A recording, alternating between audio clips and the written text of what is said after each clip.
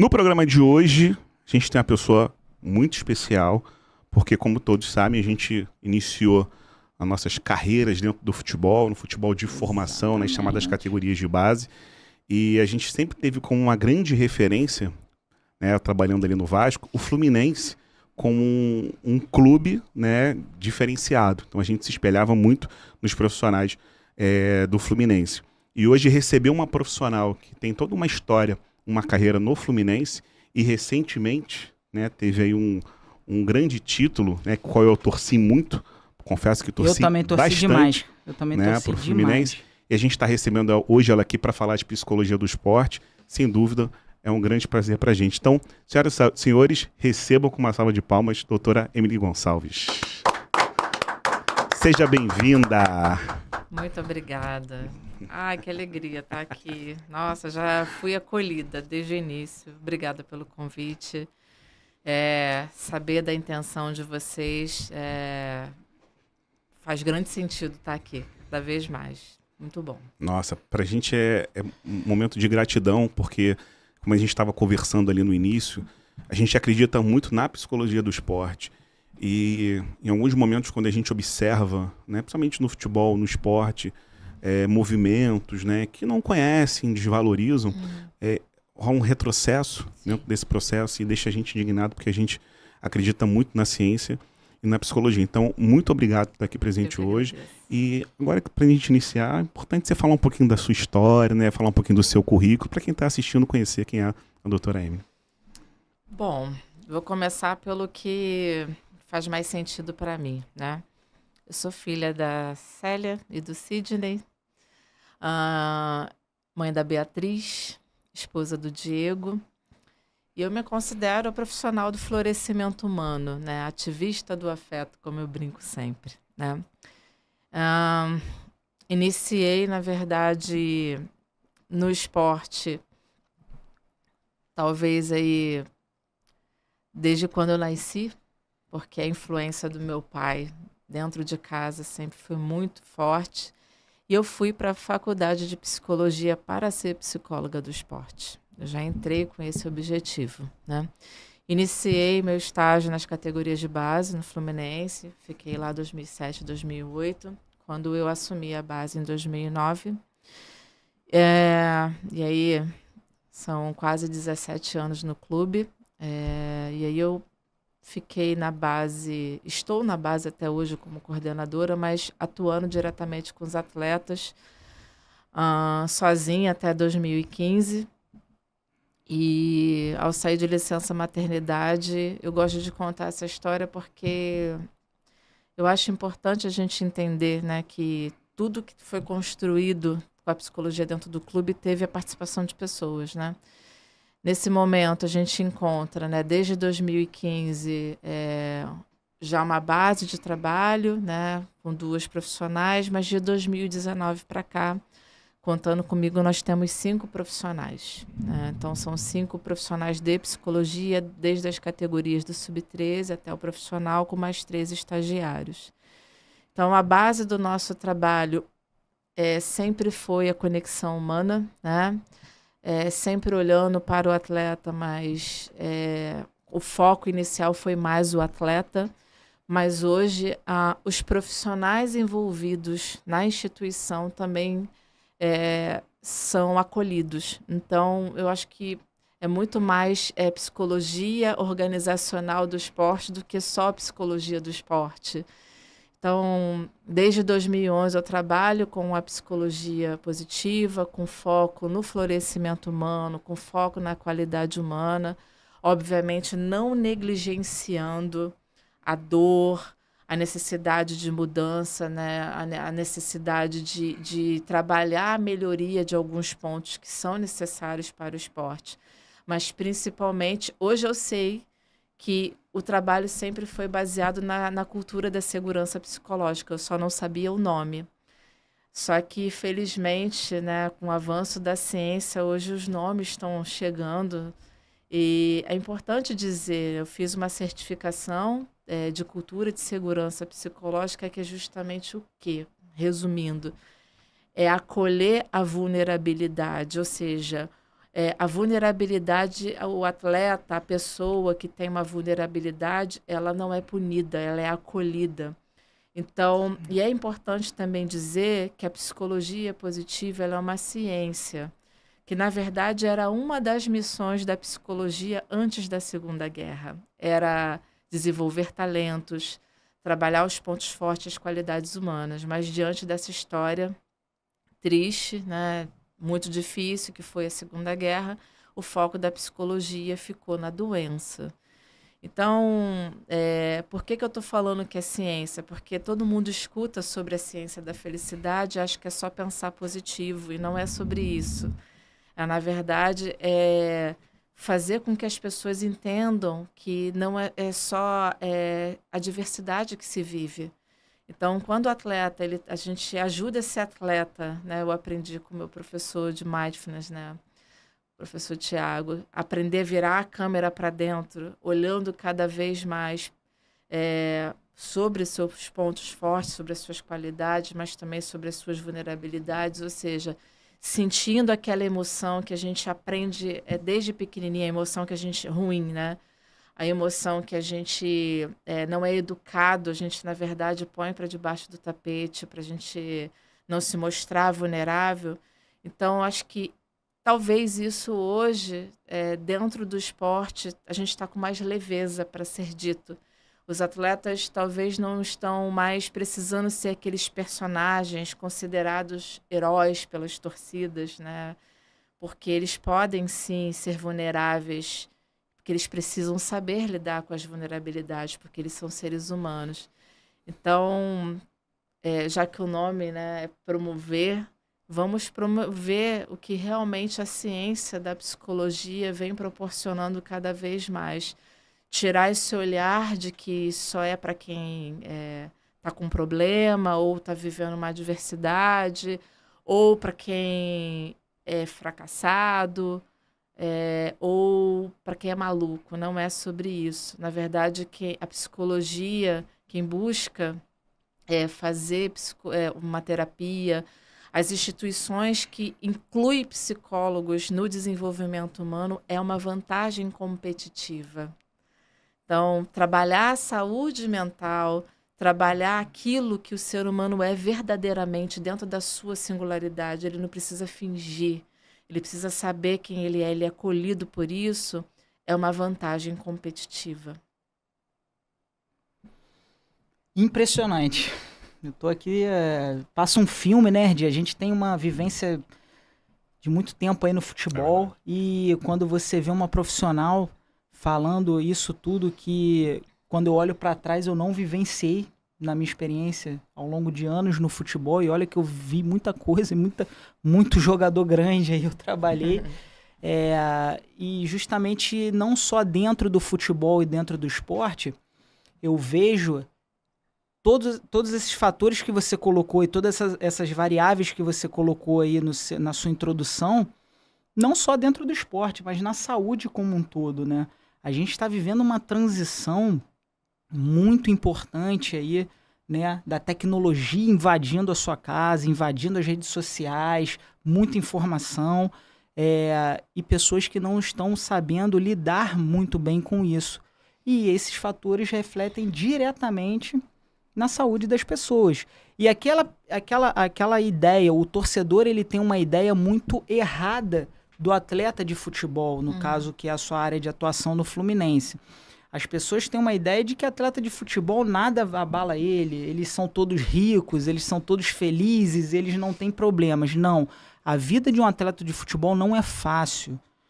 A rotina de jogos, a rotina de viagens, de ficar distante dos momentos de lazer com a família, com o filho pequeno, isso causa uma repercussão, um impacto muito grande no estado emocional da pessoa, né? A gente aqui de fora, você tá chateado, você tá triste, alguma coisa, tu liga para um amigo teu, ou vai sair na praia para dar uma volta, refletir, conversa, esfria a cabeça e volta no seu ritmo. Um atleta de futebol, muitas vezes, ele tá numa concentração, 2 dias, dentro de um quarto, com aquela rotina, vai pro quarto, sai do quarto, almoça, janta, longe da família, longe dos amigos, longe daquelas pessoas que fazem bem para quando você está num momento difícil. Então, assim, essas características são interessantes, a gente está falando aqui e ela abordou isso muito bem, né? A gente está ao vivo no YouTube, tem pessoal que puder mandar mensagem pra gente, a Grácia Keiter. Ela é a número 1, né, cara? Ó, vai concorrer a camisa, ela achou a camisa bonita, ó, só focando aqui na camisa, né, Nerd? Explica essa camisa aí. Essa camisa aqui, ó, já aproveitando que a Grácia Keiter, né, você fala o nome dela sempre errado. Eu acho que eu acho que esse nome eu acho que é de fora do país. Eu vou escrever aqui pra você, cara. Tu acha que é hater? É hater? É hater? Minha sogra. É hater. Ela nem deve saber o que é hater. Então aqui, ó, se puder focar a camisa, né, a gente tá com a camisa do Fluminense. A Emily vai estar levando essa camisa do Fluminense lá para os atletas, para os jogadores do Fluminense, comissão técnica, todo mundo está autografando essa camisa, né, do time campeão da Libertadores 2023, né, merecidamente. E a gente vai falar um pouco aí da sua importância nesse processo. Tem um vídeo muito, muito grande aí, né, que está repercutindo muito o vídeo, né, e a gente vai falar um pouquinho disso. E essa camisa vai ser autografada e a gente vai doar essa camisa do campeão da Libertadores 2023, muito lindo. Autografada lá para o CT da Cidade de Deus, do atleta Thiago Marreta, lá com o irmão dele, o Carlos Marretinha, para essa camisa estar sendo rifada e gerar retorno financeiro lá para a festa dele, para arrecadação, para essa ajuda lá para a Cidade de Deus. E a gente fez um processo parecido com a camisa do time do Neymar, o Al Hilal, né? E foi muito bem sucedido, ele rifou a camisa lá, eu tentei ganhar, não ganhei, eu vou tentar ganhar essa camisa também. A gente fez a camisa do Neymar, que o fisioterapeuta que trabalha lá é amigo nosso, o Ângelo. A gente fez com a camisa do Vasco, e aí a gente sorteou no nosso Instagram, e aí quem veio aqui buscar. A gente fez com a camisa do Flamengo, quando o Márcio Tanuri veio aqui também. Do Vasco, quem é que veio? Do Vasco foi o Ives e o Alberoni, né? O Ives e o Alberoni, que foram atletas. Foram atletas do Vasco. Né? E do Flamengo a gente já sorteou, só que o vencedor não veio buscar. O Wildo não vem buscar, vai perder, hein? Falei com ele hoje. Não, já fica aqui, ó. Na semana que vem a gente vai sortear a camisa do Flamengo aqui para os nossos seguidores. Perfeito. Então, pedir pro pessoal mandar mensagem pra gente estar fazendo aqui direto com a nossa convidada. Emily, fazendo essa introdução dentro da área da psicologia, queria que você falasse pra gente um pouquinho dos desafios dentro da psicologia no esporte, tanto no mundo quanto no Brasil. Olha, acho que o desafio continua desde 17 anos atrás, mas eu acredito que esteja melhorando. É a falta de conhecimento. Acho que é falta de conhecimento, as pessoas vão muito pelo senso comum. E só os atletas podem mudar esse cenário. Porque eles são os beneficiados, né, em relação a isso. Então, na última edição, né, dos Jogos Olímpicos, a gente viu várias narrativas, vários, talvez, pedidos de socorro, né, como a Simone Biles. Nós tivemos até o Medina falando também. E eles são casos de saúde mental, né? Porque um atleta, ele precisa estar com a saúde mental dele boa para que ele consiga performar, porque ele corre risco de se distrair, estar preocupado, lesionar. Então, eu acredito que esse olhar da psicologia como uma patologia, como uma doença, e as pessoas têm muito medo de assumir, porque tem muito preconceito, sim. Né? A gente escuta aí o termo do mimimi, que seja para termo mimimi, né? Porque é uma dor e a gente não pode negligenciar a dor, né? Existe dor para tudo quanto é lado. Eu tenho as minhas dores, vocês dois também têm dores. Quem está ouvindo a gente tem dores. Só que os atletas, eles não podem dizer sobre as dores deles, porque tudo está associado ao estigma, né? O perfil de herói, ou então está associado ao salário deles. Só que existe uma história de vida que a gente não tem noção, né? Vocês trabalharam com futebol, vocês sabem inúmeras situações de risco, de fome, né? As pessoas não têm noção como é uma narrativa de um prato vazio. né? Uma narrativa de uma violência doméstica que um atleta vê dentro de casa do pai com a mãe. Então, tem ali, né, a profundidade que cada ser humano carrega, ninguém tem noção. Então, eu acredito que esse olhar que as pessoas possuem dessa falta de conhecimento, esse preconceito que a psicologia só está associada a isso, parece que as pessoas que criticam, que acham que é bobeira, né, não tem uma vivência ruim, né? Uma vivência. Todo mundo tem. Vou dar um exemplo, assim, usando aí a teoria do apego, por exemplo, né? Sobre o apego seguro.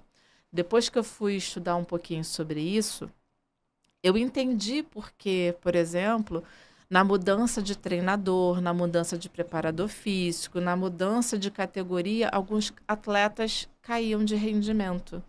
Porque tinha a ver com essa questão do apego, figura de apego. Porque é figura de segurança. Então, eu sou filha de surda. A minha mãe é surda de nascença, né? A minha mãe me negligenciou muitas vezes, tadinha. Ela não tinha noção que eu estava chorando aos berros porque ela não ouvia meu choro. Quem olha para mim, né? Eu tô aqui, já botei a dona Ansiedade sentada aqui, dizendo: fica quieta aí, não me atrapalha, porque hoje o programa é importante. Mas ela tá aqui dizendo: você vai gaguejar, você vai falar alguma coisa rápida e você vai falar errado. Você vai dizer né 500 vezes por causa do vício de linguagem. Vai ter um monte de gente te olhando, te invalidando. Porque eu tive fobia social. Eu tinha pavor de fazer amizade, de falar em público. É quem olha assim e fala: mentira, eu tenho cara disso? Não, né? Pois é. E por que eu faço questão de falar sobre isso? Porque talvez quem tivesse assim, trabalhado comigo no passado e não entendesse o meu potencial como ser humano, primeiramente, nunca teria apostado. E é isso que a gente tem que fazer, por exemplo, numa formação. É isso que a gente tem que fazer quando a gente olha para um atleta já adulto e diz assim: mas ele já é adulto, ele nunca vai mudar. Transformação não está no dicionário à toa, gente. Né? Todo mundo pode florescer. O florescimento humano tem que ser com rede de apoio, o florescimento humano tem que ser baseado no acolhimento, o florescimento humano tem um poder de transformação que a psicologia positiva traz baseado em evidência. Tem inúmeras pesquisas em relação a isso, inclusive em áreas de risco, inclusive com doenças muito sérias, né? Pessoas, por exemplo, com câncer, né? Passando por um processo dificílimo e florescendo diante de uma doença tão séria. Então, a gente precisa, e aí a gente precisa levar isso. Eu vim para cá hoje com essa missão. Né? O meu propósito é disseminar a psicologia da maneira que ela precisa ser disseminada.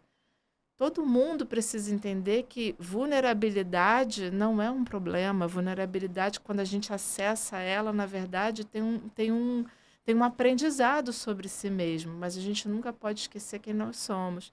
Então, dando um exemplo da minha mãe. Minha mãe é minha figura de perseverança, de criatividade, de empoderamento feminino. Mas uma parte minha, que foi a comunicação, ficou negligenciada, muita timidez, muita dificuldade para falar.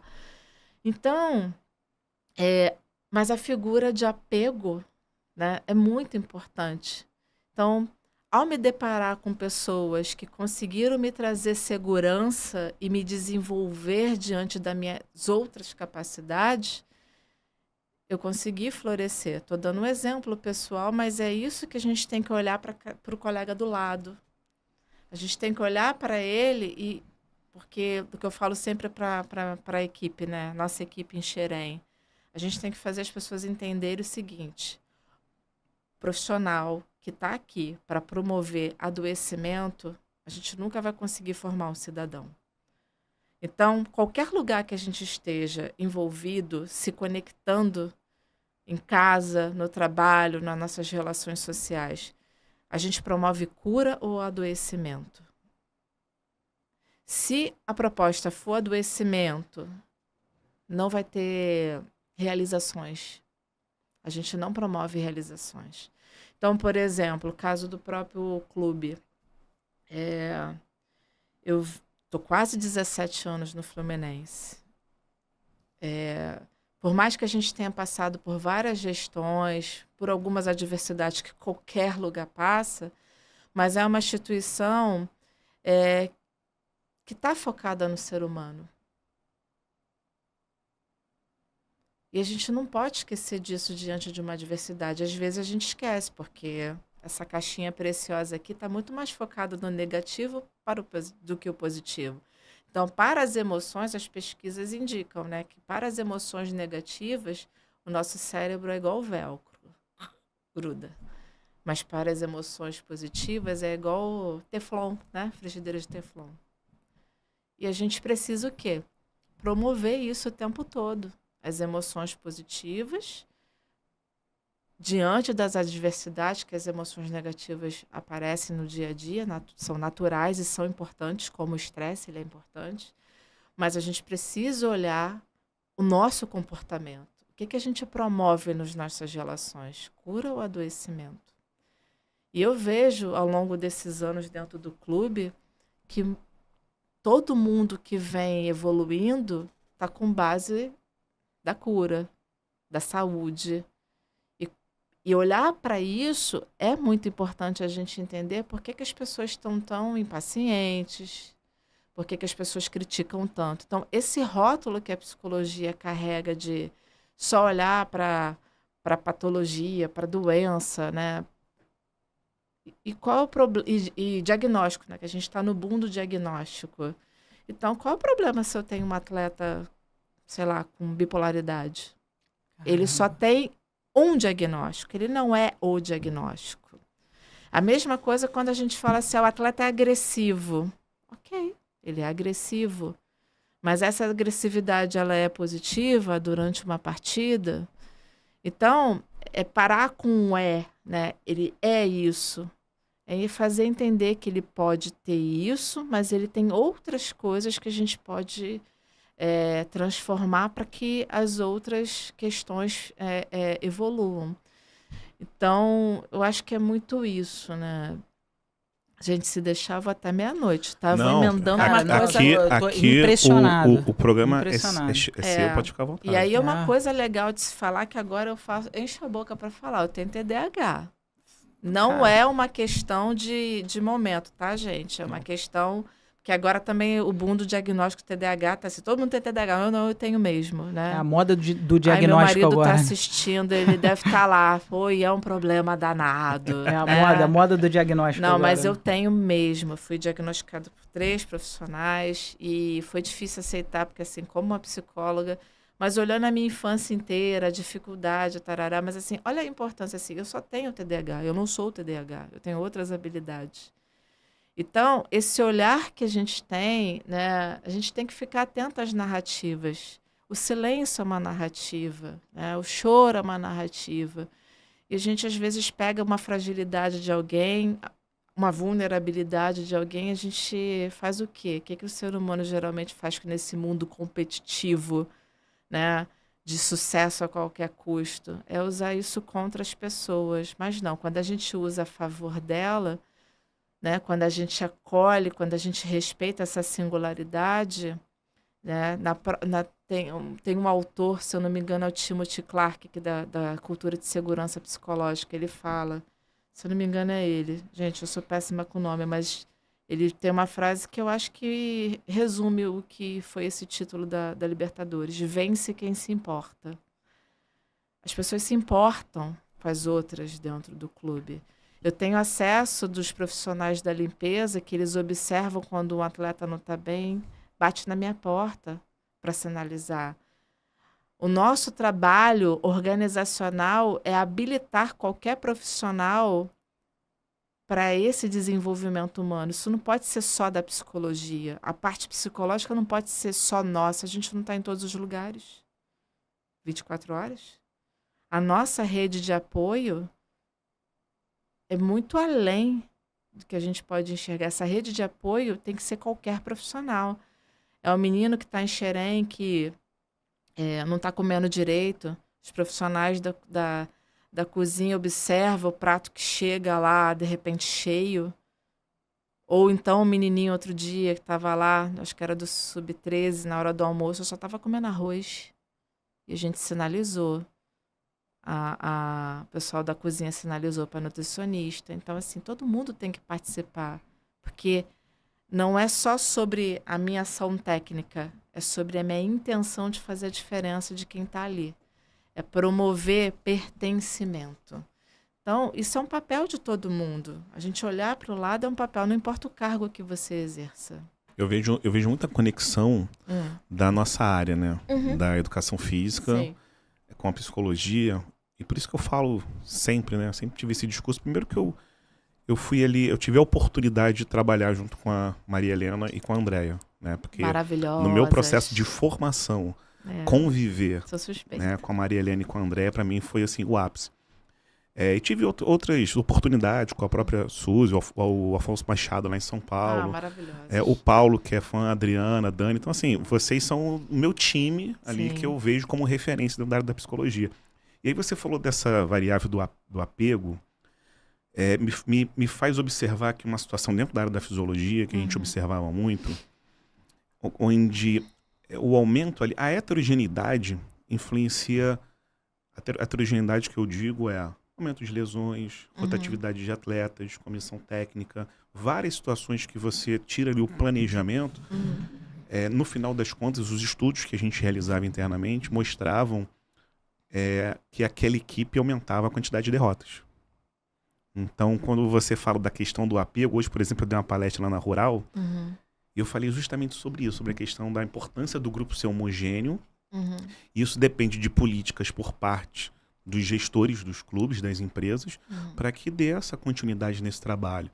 E essa palavrinha apego, eu não tinha noção disso. Porque quando eu falo assim, olha, o grupo precisa ser homogêneo. Tá, mas quando sai a figura de um preparador físico ou um treinador, eu avalio nas questões metodológicas de treinamento.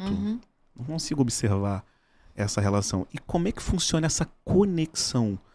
Principalmente com a parte física, não sei se a técnica também, acredito que sim, mas tem essa conexão, porque eu nunca vi isso. Essa relação, eu vejo assim, teste de ansiedade, estresse, mas essa questão é a primeira vez que eu ouvi falar. Eu acho que está muito ligado, assim, Erdi. A gente só fala de performance esportiva, mas a gente tem que pensar na performance humana. Então, quando a gente não sabe que um atleta está passando por uma adversidade em casa, então, assim, tem gente que não sabe, mas assim, tem atleta que sente muito não participar da apresentação da escola do filho. Mas ele está trabalhando muito para dar o futuro. O futuro está lá na frente, a gente está falando de presente. A gente tem que viver o presente. Isso para um filho, se eu disser para a Beatriz que eu não vou na apresentação dela, nossa, minha filha sente muito. Você está dizendo de um atleta faltar um treino para ir numa apresentação num filho. E isso no nosso país não é comum. Você vê um atleta faltando um treino. Não fui porque eu fui ver. Tem até um vídeo que o Renato Gaúcho, não sei, tem um vídeo aí que repercutiu muito. Se eu não me engano, um treinador de basquete. Foi. E aí o repórter na coletiva lá fala, pô, você tá num momento aí de semifinal de campeonato, você liberou o teu principal atleta aí do time pra ir no nascimento do filho dele. Ele falou, meu amigo, tu é pai, tu tem filho, tu sabe o que significa isso? Então cala sua boca que você tá falando besteira. E já colocou ele no lugar dele, entendeu? Porque assim, o que ela tá falando, Erdi, faz todo o sentido de coisas que eu olho lá pra trás e parece que o quebra-cabeça agora tá começando a se encaixar, do tipo, quantos atletas, ela citou aqui, quantos atletas na base eram fenômenos e não chegaram, se perderam, né? Não conseguiram, num determinado momento, o atleta começou a se perder, começou a fazer besteira, e aí o clube, deixa pra lá, não vamos perder tempo com ele, entendeu? Eu vi muitos, você viu muitos. A gente teve assim, a oportunidade de trabalhar num clube grande. Exatamente. Ou no Brasil existem mais de 700 clubes. E a maioria dos clubes de futebol, acredito, posso estar enganado, não tem a figura do psicólogo. Não. Por uma questão de estrutura. Até hoje, cara. Não. Você vê até hoje.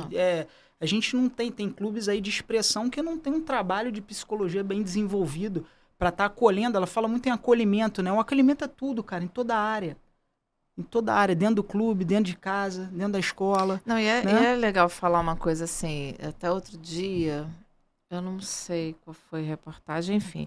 Ah, não, porque a figura do psicólogo, ele vai contar. Gente, para contar qualquer coisa do grupo, qualquer um profissional pode contar. Então, assim, a gente tem o sigilo, a gente tem a ética, que ainda bem que nos ajuda, a gente não pode sair falando, né? Então, assim... A imprensa fica em cima, fica. Olha, até que comigo não. Já te conhece, né? Até que comigo não, porque eu não vou falar mesmo. E, assim, o suporte da nossa assessoria é muito, porque a conexão, assim... Eu digo que eu sou uma pessoa de sorte, porque a conexão com as pessoas de dentro do clube, assim, eu falo com todo mundo, eu dou suporte para todo mundo, como todo mundo me dá suporte. Então, realmente, essa questão do pertencimento é favorável para a gente. Agora, essa justificativa de não ter um psicólogo, porque os atletas ficam com medo de falar, achando que a gente vai contar para o treinador, contar para o diretor, contar para o presidente... Para mim é uma desculpa, porque assim, sinceramente, à medida que, quando eu cheguei no profissional, a convite do Paulo Angione, né, que é formado em psicologia, que trabalhou né? com a gente, ele é espetacular. Trabalhou com o Paulo no Vasco. Então, Paulo, vocês sabem, né, o quanto humano é. É um gentleman, né? Exato, né? Como ele fala, né, harmonia, ele usa muito essa palavra.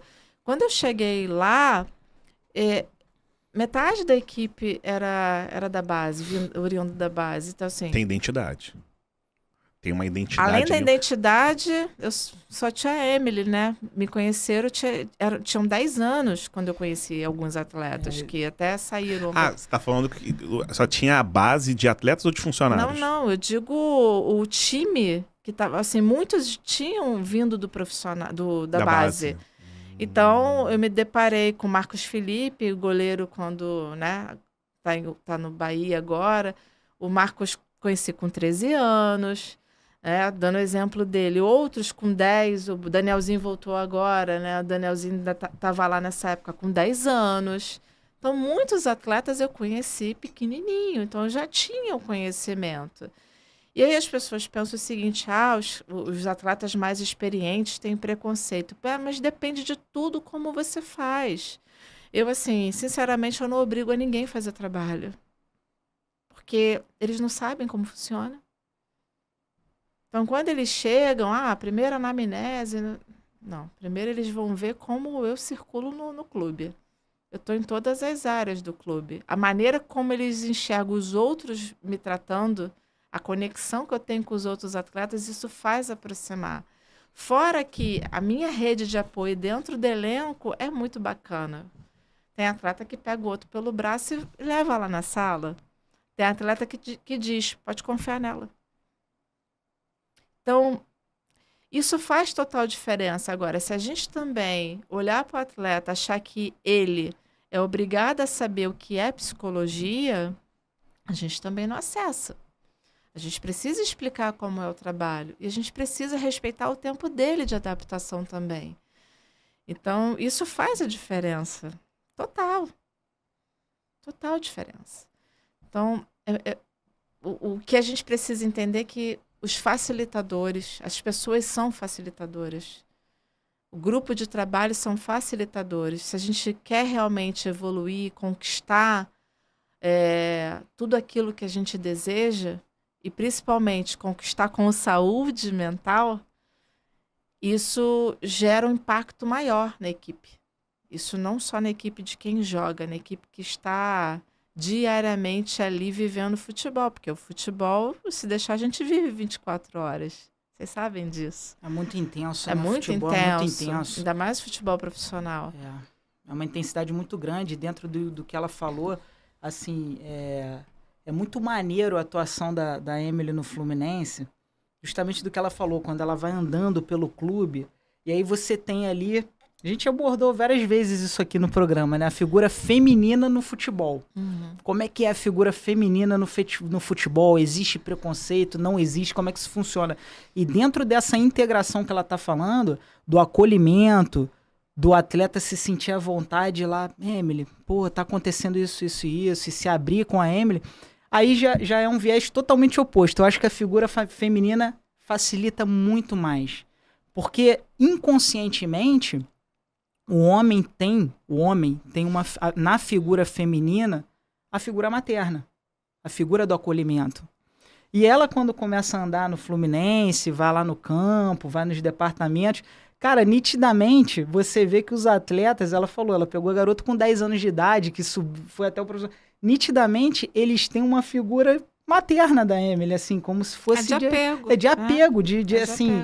daquela figura não de só carinho, atleta, mas exatamente. A família desse atleta muito também. bacana, muito bacana. Imagina, claro que isso não vai acontecer no Fluminense, porque a gente percebe, a gente não é bobo, a gente percebe que o Fluminense é uma instituição séria, que tem diretriz, deve ter lá um bom compliance, enfim, é uma empresa bem organizada. Mas digamos que se amanhã troca lá o presidente, ele fala assim, eu quero trazer uma psicóloga que eu conheço lá de outro estado. Imagina como... Eu digo assim, eu não estou dizendo da psicologia, né? Sim, mas imagina a problemática relacionada a essas variáveis que são influenciadas. Porque isso pode acontecer com o fisiologista. Nosso amigo que está lá, um abraço, Juliano Spinetti, referência em fisiologia do exercício. Meu grande amigo. Para mim, assim, é a referência. Né? Enfim, fala muito dele aqui, não que eu tenho que falar de outros. O próprio Antônio, gerente lá da base, trabalhei com ele, para mim também é um dos melhores. Então, assim, o Fluminense é cercado de profissionais de excelência. E aí, imagina um atleta convivendo com a Emily há 15 anos, né? Porque esses meninos chegam profissional, mas eles continuam. O Fluminense voltam. E aí vem um outro profissional.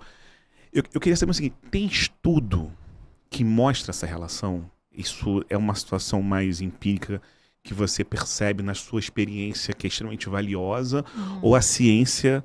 Porque eu gostei muito disso que você falou. Isso, no final das contas, eu vejo assim, que é o que acontece na maioria das vezes para esse processo de heterogeneidade, e os clubes talvez não tenham se observado isso. Tem pesquisa sobre isso? Olha, não sei se tem pesquisa, né? Mas assim, na questão da segurança psicológica tem. Aqui no Brasil, não. Nós publicamos um artigo esse ano falando da segurança psicológica, mas não em relação aos jogadores, mas em relação aos profissionais ligados diretamente ao processo, né, do desenvolvimento na base. Então, nós aplicamos algumas escalas de engajamento, de otimismo, porque o otimismo está ligado à força da esperança, está ligado à resistência mental, está ligado à resiliência. Então, isso, por exemplo, foi o primeiro tema, né, que eu comecei a trabalhar com psicologia positiva, porque eu via que alguns comportamentos de alguns treinadores, ou seja, falas pessimistas, influenciava diretamente no resultado. Eu não publiquei nada, mas eu vou publicar. Não, isso que você está falando aí Não, porque, assim, para tudo, vamos começar tudo de novo, porque, cara, o que você está falando... É o que mais acontece. Já está me perdendo aqui. Não, mas o que você está falando é o que mais acontece. É o discurso. Assim, por exemplo, se você perguntar quem foram os melhores treinadores que você já trabalhou, foram aqueles ex-atletas. Porque muitos desses ex-atletas que não tinham conhecimento deixavam um preparador físico organizar todo o planejamento. Então eu tive muita, assim, felicidade de trabalhar com professores, né, treinadores, técnicos de futebol, que se comportavam com relacionamento com os atletas, mas com um discurso completamente diferente do que você está falando. Ao contrário, pelo contrário, só de incentivo. Mas quando você falou, eu falei, já vi muito isso. E tem estudos mostrando essa relação com relação a desempenho, Tem um estudo do Martin Seligman, né, que a gente chama de pai da psicologia positiva. Tem um livro chamado... Olha eu com o nome de livro. Seja Otimista, se eu não me engano é esse o nome. Tem um capítulo que fala sobre modalidade individual e coletiva. E aí, quais são os indicadores? Para explicar o que é o estilo atributivo. O estilo atributivo é a maneira como nós avaliamos os acontecimentos da vida. Então, a partir dos 8 anos de idade, a gente vai desenvolvendo ou o pessimismo ou o otimismo. Então, as 3 hipóteses que explicam o desenvolvimento desse estilo de explicar ou de atribuir as coisas da vida, A primeira hipótese é o estilo da mãe, se a mãe é pessimista ou otimista, só para dar exemplo. Pessimista é aquele desenho, ó céus, ó vida, ó azar, eu sabia que dá errado, tudo acontece comigo, né? Diana pessimista. Então, a primeira hipótese é o estilo atributivo da mãe. A segunda é como os pais e os professores criticam as crianças a partir dessa idade. E o terceiro é como as crianças explicam as adversidades da vida. Isso começou a ser publicado lá nos anos 98 para cá, anos 2000. E aí eu levei isso, né?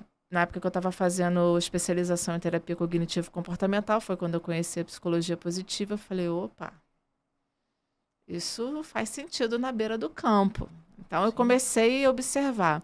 Então, geralmente, como é que a gente olha assim? O pessimista numa situação positiva, ele atribui ao externo. Então, por exemplo, ganhamos.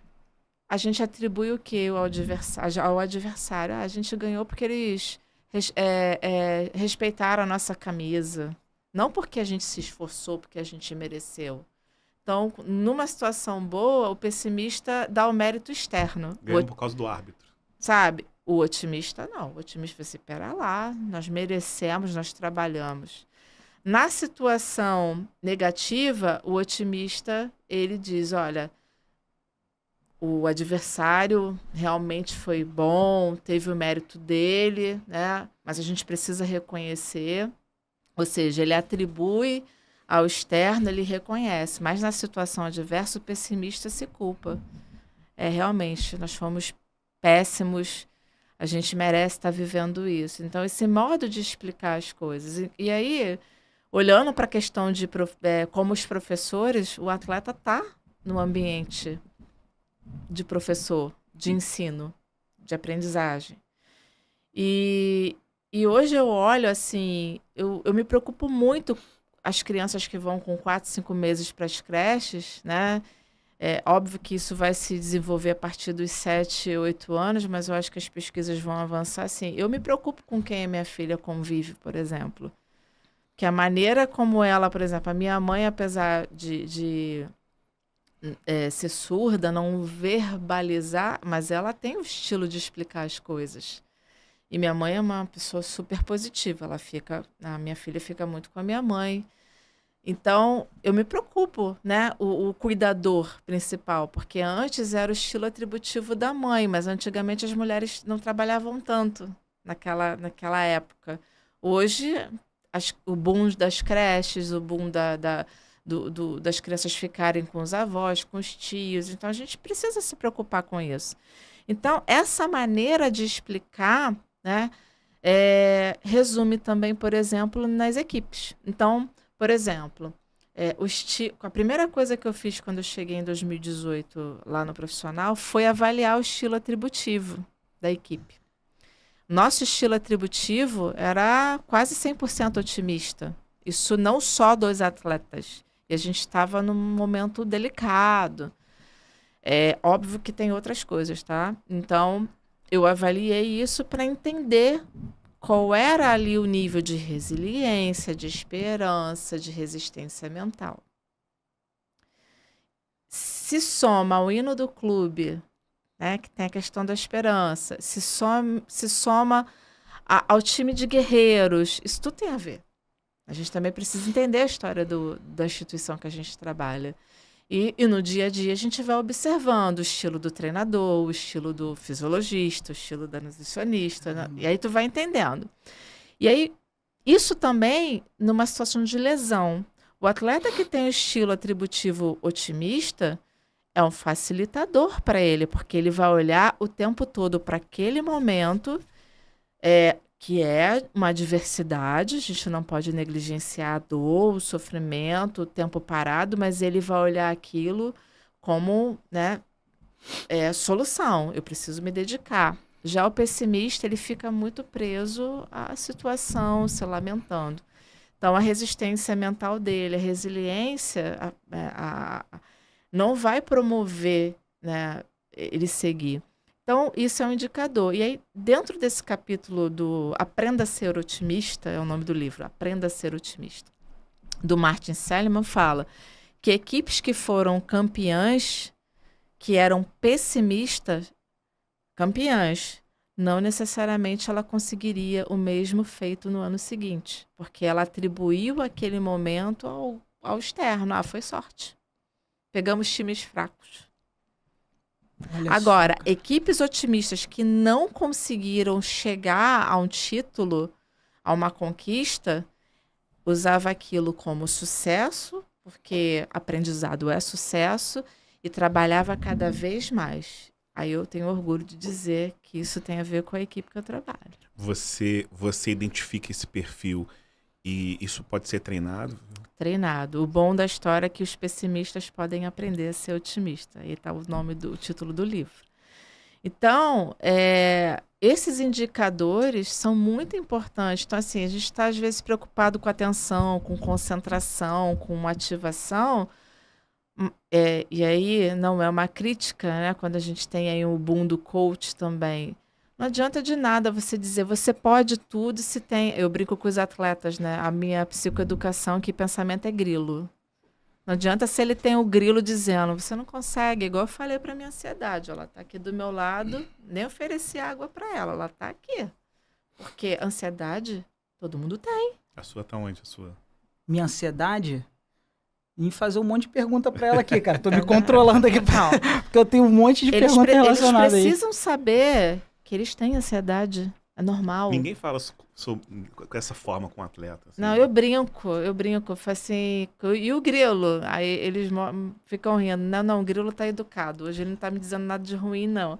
Então, mas isso são formas, até outro dia o colega falou assim para mim, poxa, Emily, mas também os treinadores falam, né, o psicólogo vai vir aqui passar o filme da formiguinha, todo mundo fala, né, gente, depende como você passa o filme da formiguinha. Aí o pessoal olha pra mim e fala, como assim? Formiga Biônica é um filme maneiro. Gente, eu vou contar uma coisa que não é pra ninguém rir, tá? Mas eu fiz uma psicoeducação com um atleta porque a dificuldade, de repente, de entender algumas coisas. E aí o lúdico, eu tenho uma filha, né? De 8 anos. Eu usei o filme do Shrek pra explicar o que era pensamento. E foi assim, ó, pá! Por quê? Usar animações... E tem muito atleta que tem filho pequeno e vê filme como Divertidamente, que eu uso, né, como exemplo, Soul, enfim. A gente fica muito preocupado de falar bonito, assim, os atletas, eles são acessíveis, assim, sabe qual eu acho que é a grande história? É a maneira como você leva isso. Simplicidade, né? Sim. Então, assim, se você pega nomes, pessoas renomadas, vamos dizer assim, pessoas conceituadas no mercado, elas podem dizer o que elas quiserem, que ela vai ser respeitada. Agora, você pega uma pessoa que está começando e usa o filme da formiguinha, tá de brincadeira que essa pessoa vai usar o filme da formiguinha com um profissional, É um exemplo, tá, gente? Mas tudo é o como. Você pode usar o lúdico, sim, mas você tem que trazer uma reflexão. E a narrativa. Por que eu usei um filme de criança? Porque eu estou atenta à narrativa do atleta. Eu sei que ele vê. Eu vou acessar ele. É a mesma coisa quando eu estou ali na suplementação, ali, eu fico ali perto da nutrição, percebendo a suplementação ali da Renata. Fico só observando. Outro dia eu vi um atleta falando assim, eu tô... um negócio aqui, sabe aquele negócio que a ansiedade dá? Mas eu sei que não é ansiedade. Alguma coisa da suplementação, que ela depois mudou, que ele entendeu agora. Era um atleta experiente. Agora, se é uma pessoa inexperiente que não tem autoconhecimento apurado e eu tô ansioso, alguma coisa está incomodando. Então, assim, eu fui acessar, eu falei assim, mas... O que é essa ansiedade? Qual é o sintoma da tua ansiedade? Ele conseguiu descrever. Então, você está ali com a escutatória, né? Que a gente fala, com a escutativa. Você percebe elementos para você acessar. Você acessa as pessoas pelo que elas te mostram no dia a dia. Por isso que é tão importante a figura do psicólogo no campo, observando, como outro dia eu percebi uma atleta treinando com a mão bem fechada. Ele estava irritado porque ele estava errando coisas que ele não... Mas aí eu brinquei, pô, o grilo tá perturbando, hein? Aí ele me olhou. Então, você tá ali... Pô, como é que você sabe que eu tô pensando algumas coisas? Eu falei assim, você tá treinando assim, ó. Ele nem percebeu. Ele, nossa, Emily... O corpo fala. O corpo fala, Exato. né? Aquele famoso ditado. Eu não tô ali para denunciar ele. Eu não, né, de uma maneira sutil, mas ele precisa entender que isso vai acontecer. Agora, se ele não acessar o pensamento e a emoção, ele não vai saber o que fazer. Você, mas o que isso está querendo me dizer? Então, por isso que virar essa câmera para dentro, cada vez mais, é fundamental. E aí vem os princípios do mindfulness, né? Da atenção plena. Que as pessoas acham que é sobre ficar tranquilo, e não é sobre isso. É sobre você acessar realmente o que você está pensando e sentindo. Então, esses elementos da psicologia positiva vem proporcionando para a gente muitos ganhos coletivos, institucional. Então, assim, quando a gente aplicou essas ferramentas com os profissionais, nós aplicamos a bateria de teste e ferramentas, né, questionários, como foi o questionário da escala de engajamento, que é do Vilmar Schofelli. Tem aquele POMS, é POMS? POMS, a gente não usa o POMS. É ansiedade? É escala de humor. Escala de humor. E dentro dessas suas avaliações, você faz questionários para traçar o perfil de comportamento e de personalidade tem das alguns pessoas? indicadores, mas a gente tem que tomar o cuidado porque a questão situacional, né? Ainda mais, por exemplo, na base, principalmente, onde ele tem ali um desenvolvimento fisiológico, psicológico, comportamental, social, afetivo, ele passa por transformações. No profissional, né, já, apesar das situações também que vão mudando com o tempo, a gente tem ali indicadores. Que afirmar que a pessoa ela tem um perfil, né? Não é 100%, eu né? nem gosto de usar o nome perfil, mas vamos utilizar esse nome.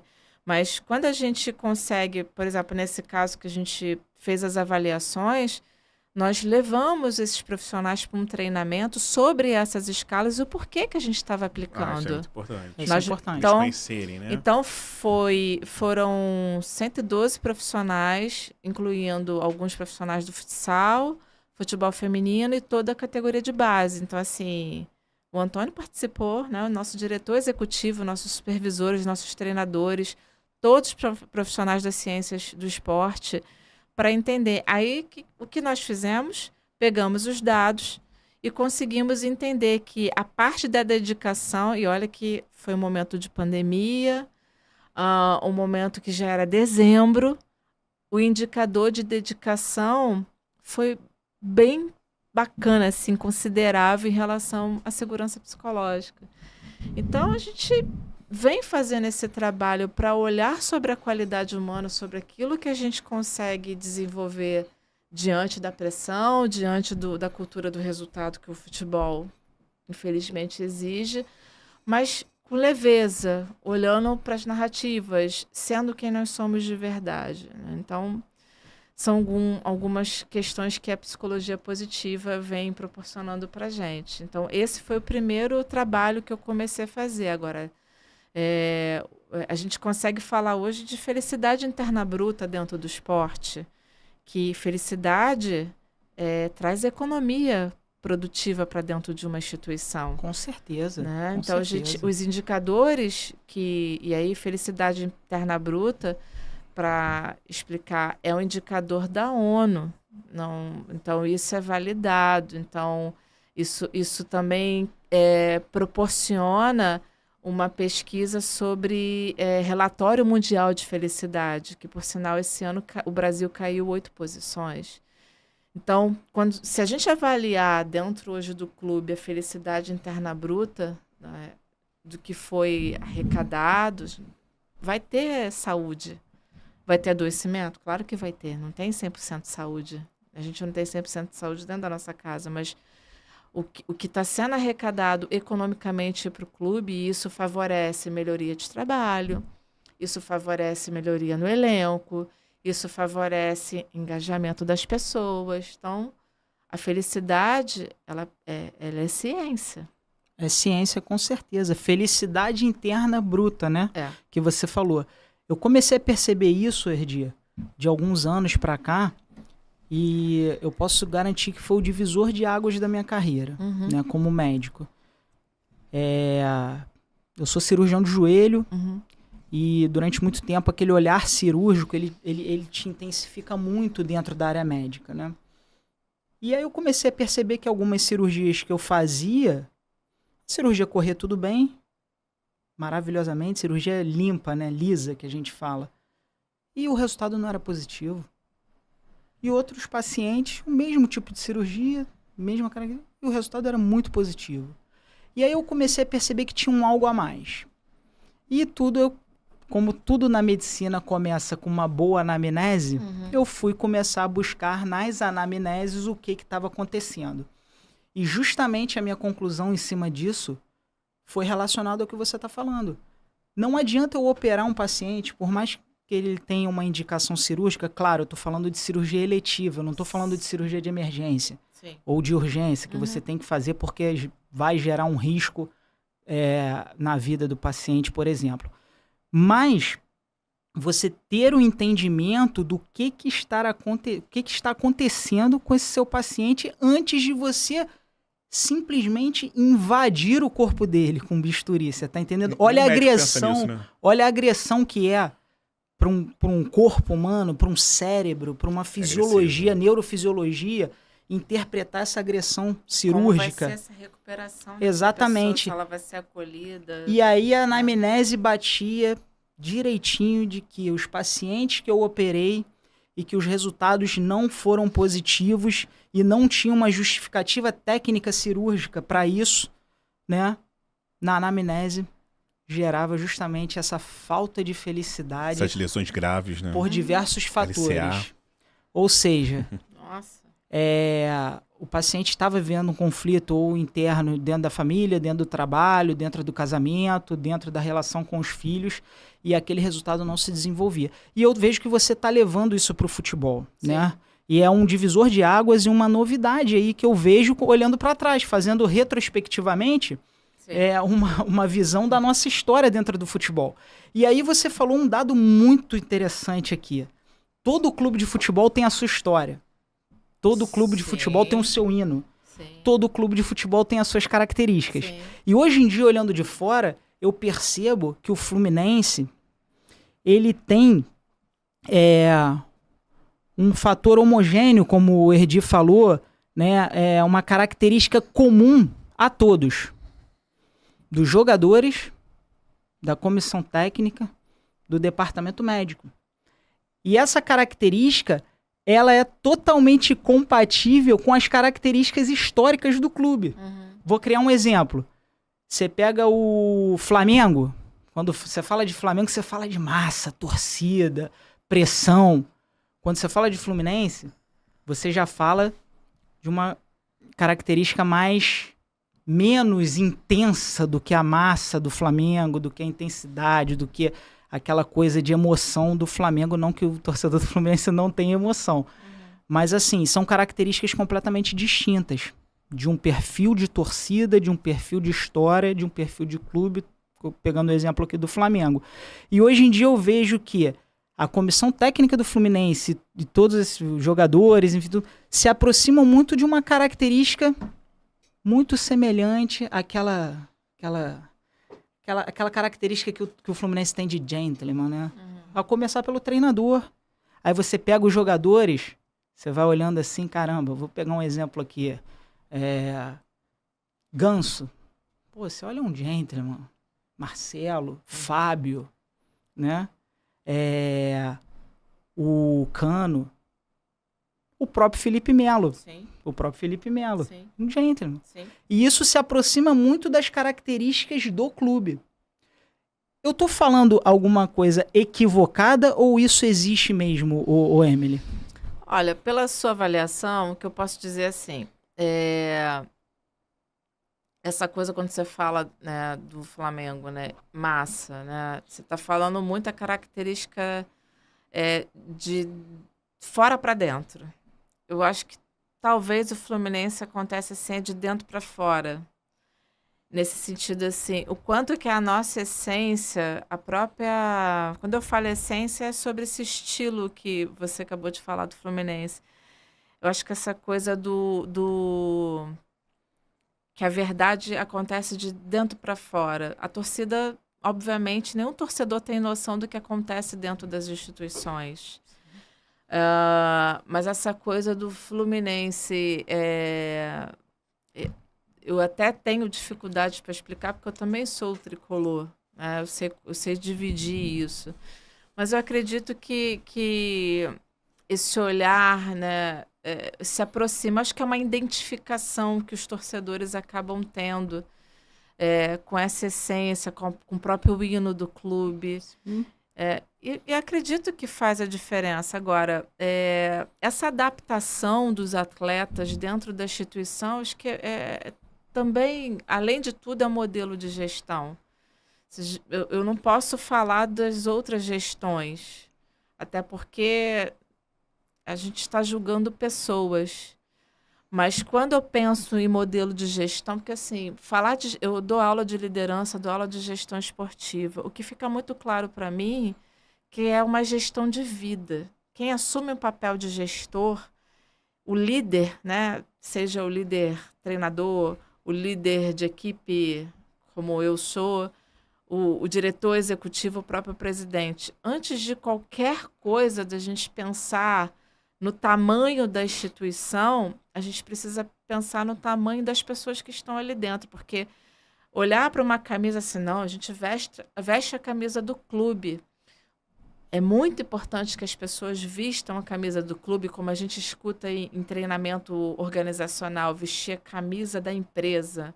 Mas se o clube ou a organização não veste a camisa daquele profissional,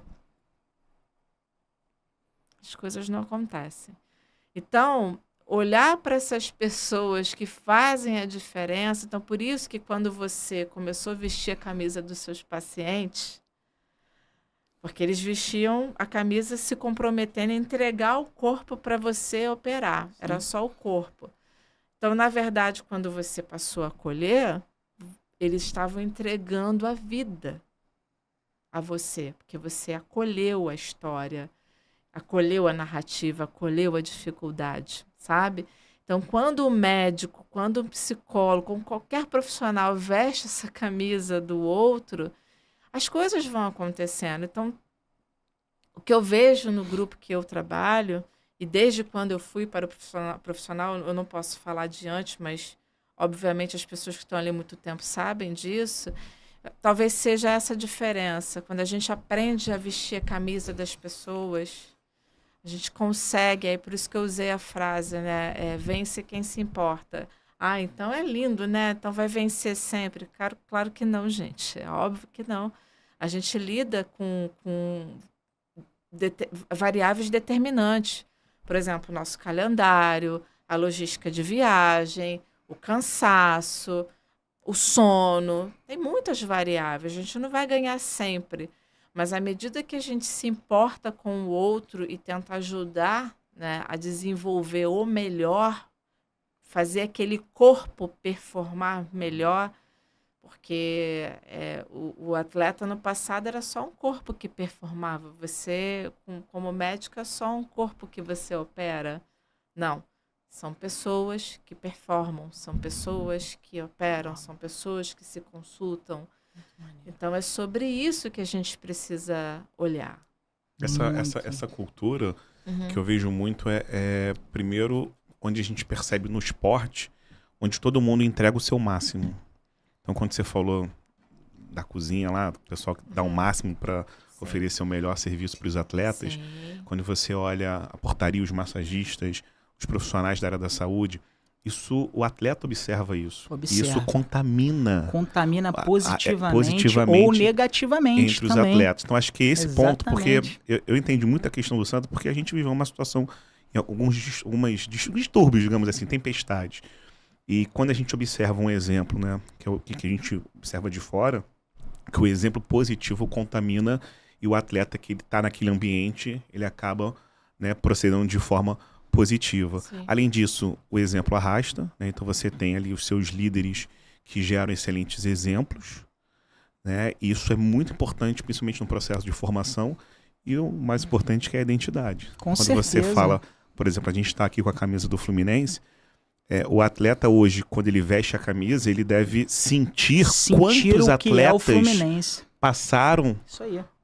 vestiram aquela camisa, Isso.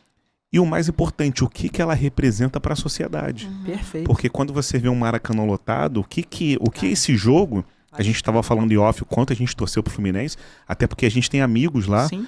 até citei alguns colegas, esqueci aqui do Hamilton da base, o próprio Alex, o zoologista, o Rodrigo. Douglas, médico, Douglas, Filé. Rolf, uma galera Então, lá. assim, a gente pô, tem tava vários torcendo pra amigos eles, e a gente percebe assim, Sim. o quanto eles estavam felizes, vocês estavam felizes, e a gente sabe o quanto vocês sofreram de trabalho, de dedicação, de abdicar ali da família, né, de descanso, o próprio atleta.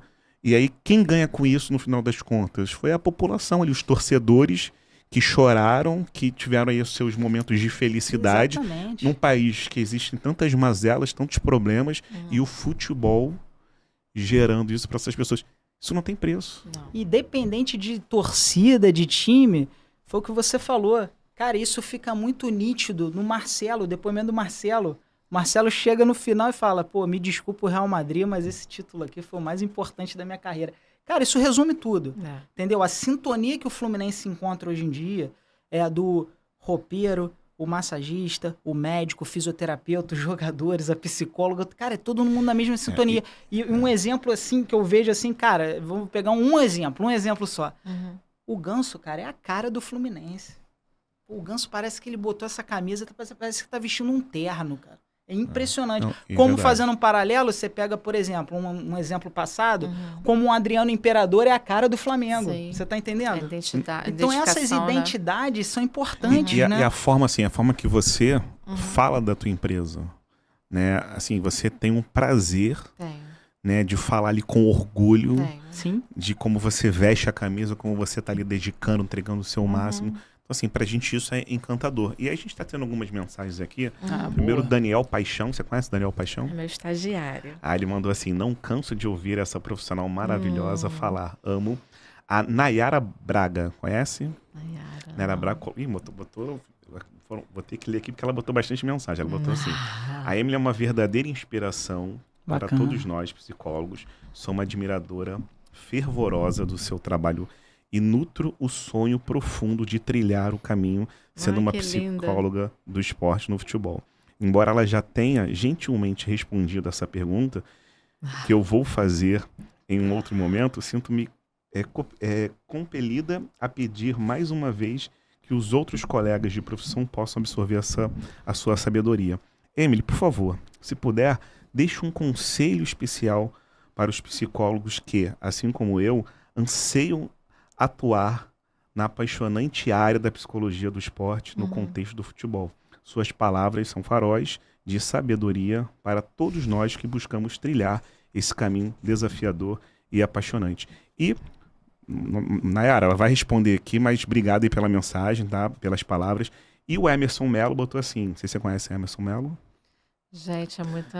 Você tá... Uma galera aqui, hein? eu tô vendo aqui, ó, Ó, tô vendo ali também, O uma galera. Emerson Melo colocou assim, parabéns pelo conteúdo, vocês são uma referência para mim, sou estudante de educação física, o canal de vocês está procurando conteúdo sobre ciência e esporte. Obrigado. Obrigado pela Emerson participação. Melo. E aproveitando, Erdi, vou lançar uma aqui. É Nayara Melo. Nayara Melo é tua estagiária, né? Não, é o Daniel Paixão. Daniel Paixão, né? Ela pediu conselho.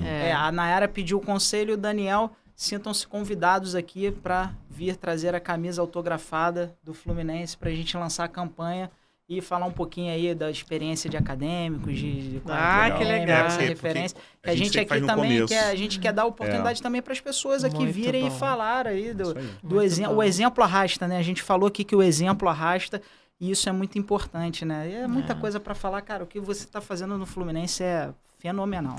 Que é importante dizer, né? Não estou fazendo sozinha, né? Estou fazendo porque eu tenho uma rede de profissionais, de atletas que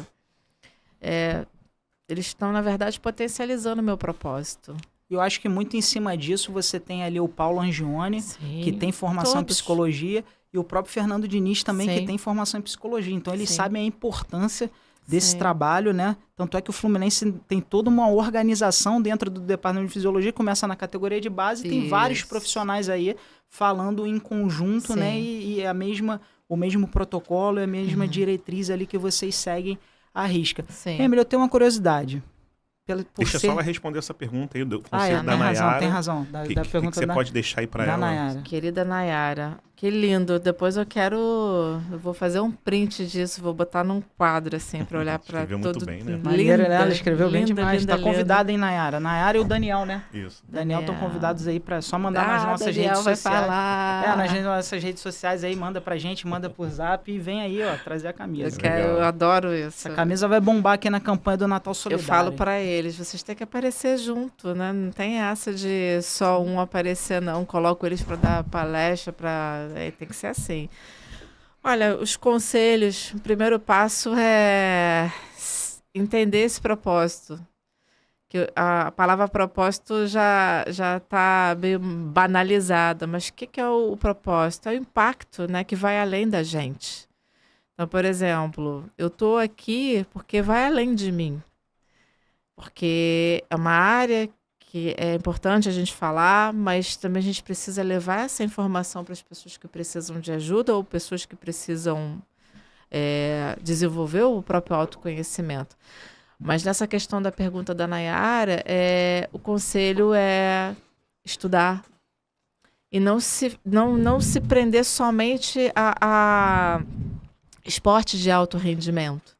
Acho que a psicologia do esporte, ela está em áreas que as pessoas não têm noção. Um atleta de rua, para corrida de rua. Exemplo, eu muitas vezes quando eu ia para Xerém, eu vi um grupo de senhoras na quadra, lá perto de casa.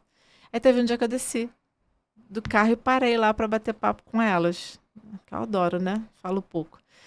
E aí eu falei assim, por que vocês estão aqui e não dentro de uma academia? Fui entender isso. Então, a conexão daquela tribo, né? Porque o professor, né, o educador físico que estava ali, tratavam elas da mesma maneira. E aí aquela coisa da natureza, do ar livre, fazia sentido do que estar dentro de uma academia onde, infelizmente, nem todo mundo é tratado da mesma maneira. Isso palavras delas, né? Porque geralmente é mais focado nas novinhas, isso palavra delas. Então, assim, esse pertencimento. Então, você pode fazer na área de iniciação esportiva, pessoas que só praticam atividade física, outras modalidades. Eu trabalho com vôlei de praia já há 5 anos, eu atendo atletas em consultório, e ONGs, projetos sociais. Então, entender aonde o esporte pode estar é fundamental para quem quer atuar, porque as pessoas só olham o esporte de alto rendimento e o futebol. Então, fazer conexões, tem muito, muito material de vários colegas. Eu mesma, eu parei de dar palestra, eu criei uma palestra chamada Felicidade em Campo, onde esse ano, se eu não me engano, acho que eu só dei 4 palestras. A minha proposta era dar uma palestra até dezembro, mas aí chegou o ponto da minha saúde mental que ficou em jogo. Eu tive um desmaio em casa, do nada, né, exausta. Não cheguei a experienciar o burnout, mas é importante entender qual é o limite. Eu parei, assim, gratuito. Eu falava de psicologia positiva aplicada ao esporte todo mês. Eram quase 2 horas de palestra, as pessoas se inscreviam. E tem gente que está lá no Drive até hoje podendo assistir. Então, é conteúdo gratuito. Então, tem muito conteúdo de vários colegas. Então, participa de congresso, participa de curso, vai fazendo essas conexões E vendo aonde realmente a gente consegue aplicar a psicologia do esporte, que não necessariamente é só no esporte de alto rendimento. Você tem ali o futebol, talvez, por ser um esporte mais profissional, Sim. com uma facilidade de oferecer oportunidades na área. Então você tem, por exemplo, nas chamadas categorias de base, Isso. né, ali hoje você tem alguns clubes. As com essa escolinhas. as escolinhas. Mas os outros esportes, você tem uma dificuldade maior, por quê? Porque você não tem, às vezes, nenhum profissional da área da saúde, um fisioterapeuta, né, um médico, um próprio profissional de educação física. A realidade não é o que a gente está falando aqui. Não. A gente está falando aqui de um mundo, né, que é Mundo de alto rendimento, de uma equipe que foi campeã da América, é outro mundo. Mas eu falo muito isso para os alunos. Primeiro a questão da postura, porque eu chego eu falo muito isso com meus alunos de educação física. A gente fala muito, e eu aprendi isso com o Sandro. Vai para a faculdade, usa a sua melhor roupa. Vai para o primeiro período lá, chega com a sua melhor roupa. Vai no último com a sua melhor roupa. Vai para balada, vai mulambo. Por quê? Porque é na universidade que você já começa a se vender, a fazer network e relacionamentos. E na maioria das vezes, o professor que está dando aula, ele conhece todo mundo que está no mercado. E o que mais chega para mim é preciso de estagiário, de acadêmico, indica um bom. Eu não penso naquele acadêmico que chega de chinelo, né, para a faculdade, porque chinelo você vai para a praia. Nada contra o chinelo, eu gosto de chinelo. Mas você não vai para um ambiente formal, como um clube de futebol, você tem um uniforme. Sim. Quando você vai, por exemplo, para uma área militar, você tem um uniforme. Quando você vai para o professor, o personal trainer, ele tem um uniforme. Então já começa ali.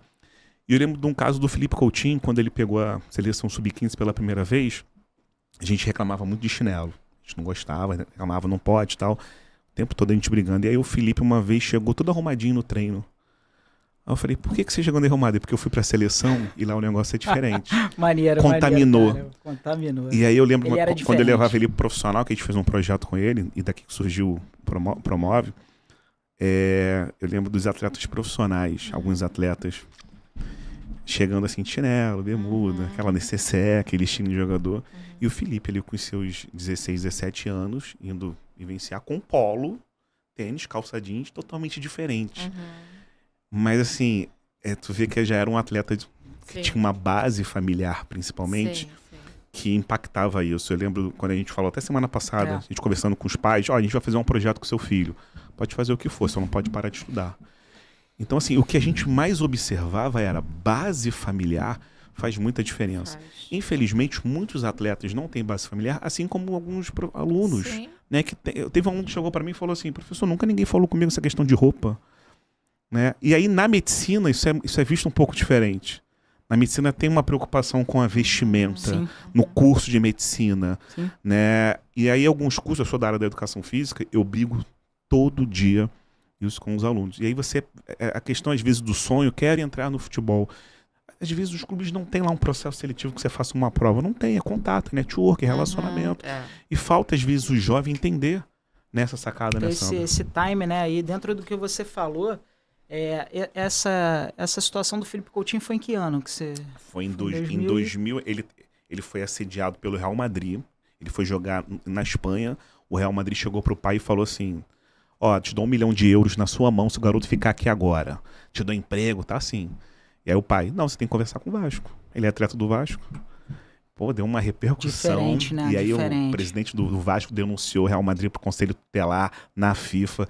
E aí criou uma responsabilidade para a gente criar um projeto. Por quê?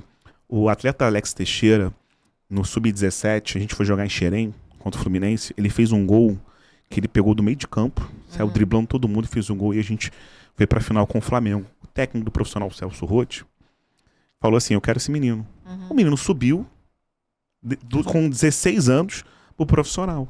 Ele comia pão com manteiga, naquela época, 2006, 2007, era pão, mas o pão duro. Porque a gente ganhava de doação, ia para São Januário, isso, né, cara? Era aquele pão duro, passava, a gente comia lá café com leite, totalmente amador. Aí chega esse mesmo atleta, ele vai profissional, aquele café da manhã, de hotel, ele sai aquela imprensa. Então ele ficou 1 ano sem conseguir jogar. 1 ano. E a gente falou, cara, a gente não pode cometer esse erro com o Felipe Coutinho, porque naquela época a preocupação era de familiarizar o atleta com a estrutura, com o ambiente profissional. Então o que ele fazia? 2 vezes por semana, ele fazia o trabalho com a Maria Helena, no profissional. Ele almoçava na época com a nutricionista, que era a Mildred. Ele fazia os testes, as avaliações com o Daniel. E eu ficava ali acompanhando. É uma mudança muito brusca, Exatamente, exatamente. E a gente quer que ele se comporte É como um os impacto outros, de né? realidade. E a gente isso está aí. falando numa situação que a gente não conhece, assim, a fundo, o que a psicologia pensa disso hoje. Mas na época a gente queria familiarizar o atleta Não, é importante. com o profissional. É muito A gente importante. teve um atleta, o Carlinhos, que ele estava fazendo um jogo do juvenil. O Romário era treinador. O Romário ele era jogador e treinador Caramba, do eu Vasco. peguei isso no Vasco, pegou cara, isso, eu né? peguei. Eu fiz um jogo no Vasco, Vasco e Palmeiras em São Januário. Eu era fisioterapeuta na época, o fisioterapeuta vai pro banco de... Na época começou a ir pro banco de reserva.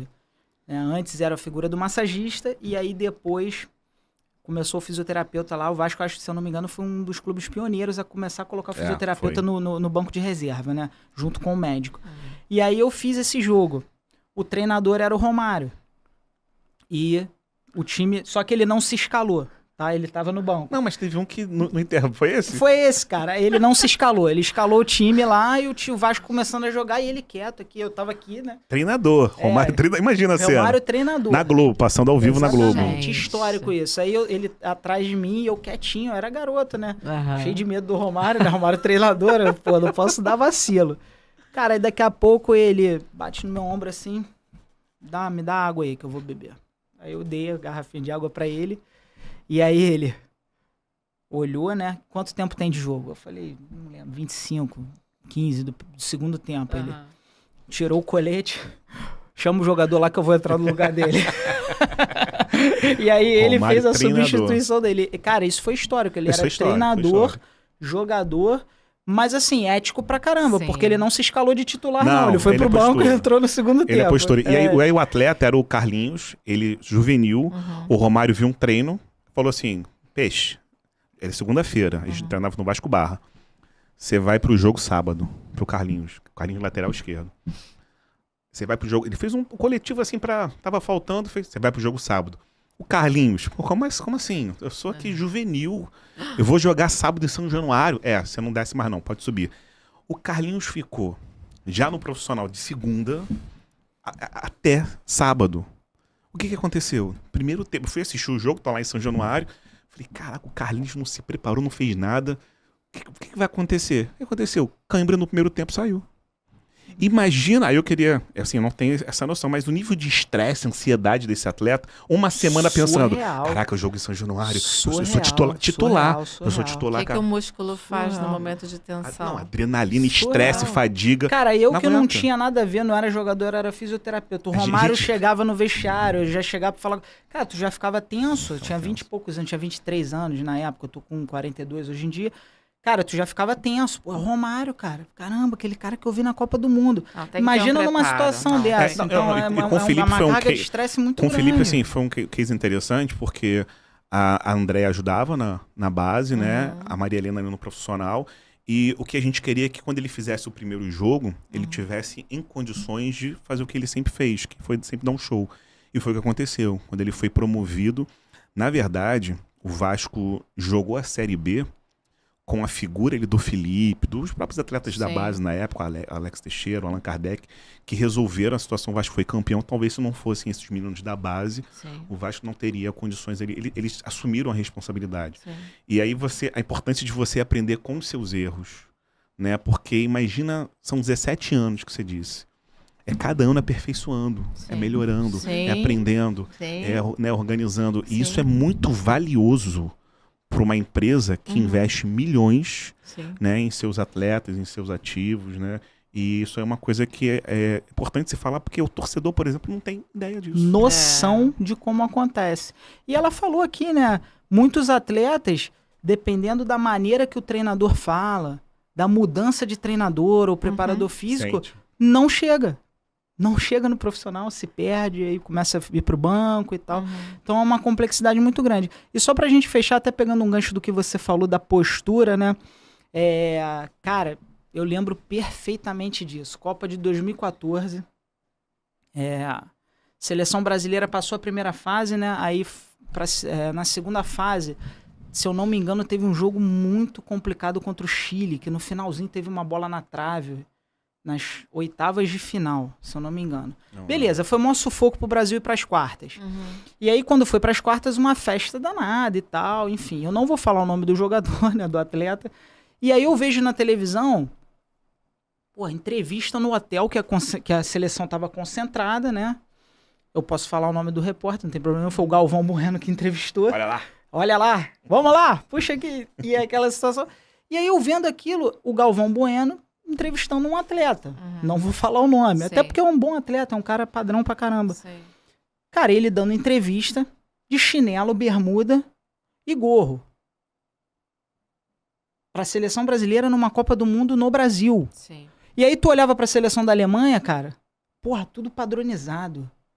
Eles todos, assim, tudo treinado, né? A roupa era igual, a maneira de entrar no ônibus era igual, a maneira de sair do ônibus era igual. Eles se isolaram num resort lá no interior da Bahia pra não ter essa muvuca aqui de Copacabana, aquela arena na praia e tal. E foram campeões. E na minha humilde opinião, eu nem achava que aquele time era tão bom pra ser campeão do mundo, mas foram. Eles e meteram 7 no Brasil, Eles né? fizeram um planejamento Exatamente. também de 10 anos. Né? Eles começaram um planejamento após a derrota de 2002 pro Brasil. Eles começaram com aqueles atletas até 2014. A gente tinha um projeto com o Felipe Coutinho para ele jogar a Copa de 2010. Na época, em 2010, o treinador era o Dunga. Se pedia o Ganso e o Neymar. E quando a gente conversava nas seleções de base, os preparadores físicos falavam pra gente que jogava o Felipe e o Neymar juntos. Pô, o Felipe é mais diferente. Tal. A gente ouvia esse... Sim. E o Felipe só foi jogar em 2018. Sim. Então, assim, é muito difícil porque dentro do clube você controla essas variáveis. Sim. Mas dentro de um processo nacional, a gente não tem diretrizes, É. currículos, metodologias E aí? destinadas, Sim. né, ao processo do futebol. Claro que a gente tem a ciência baseada nas evidências. Então você trabalha a psicologia baseada em evidência, Sim, assim como eu, assim como o Sandro. E aí? Mas o ideal seria você ter essas diretrizes e principalmente esses planejamentos. Eu não sei se é coincidência ou não, mas assim, o mesmo treinador do Fluminense é o treinador da seleção brasileira. E olha só o antagonismo que está acontecendo, Fluminense e seleção brasileira. Será que tem alguma relação? Não sei, eu não sei o que está acontecendo dentro da seleção brasileira. Eu tenho uma ideia muito positiva do que está acontecendo dentro do Fluminense. Da seleção brasileira, nem tanto. A gente vai trazer Mas, um colega da CBF aqui, até para ajudar em algumas informações.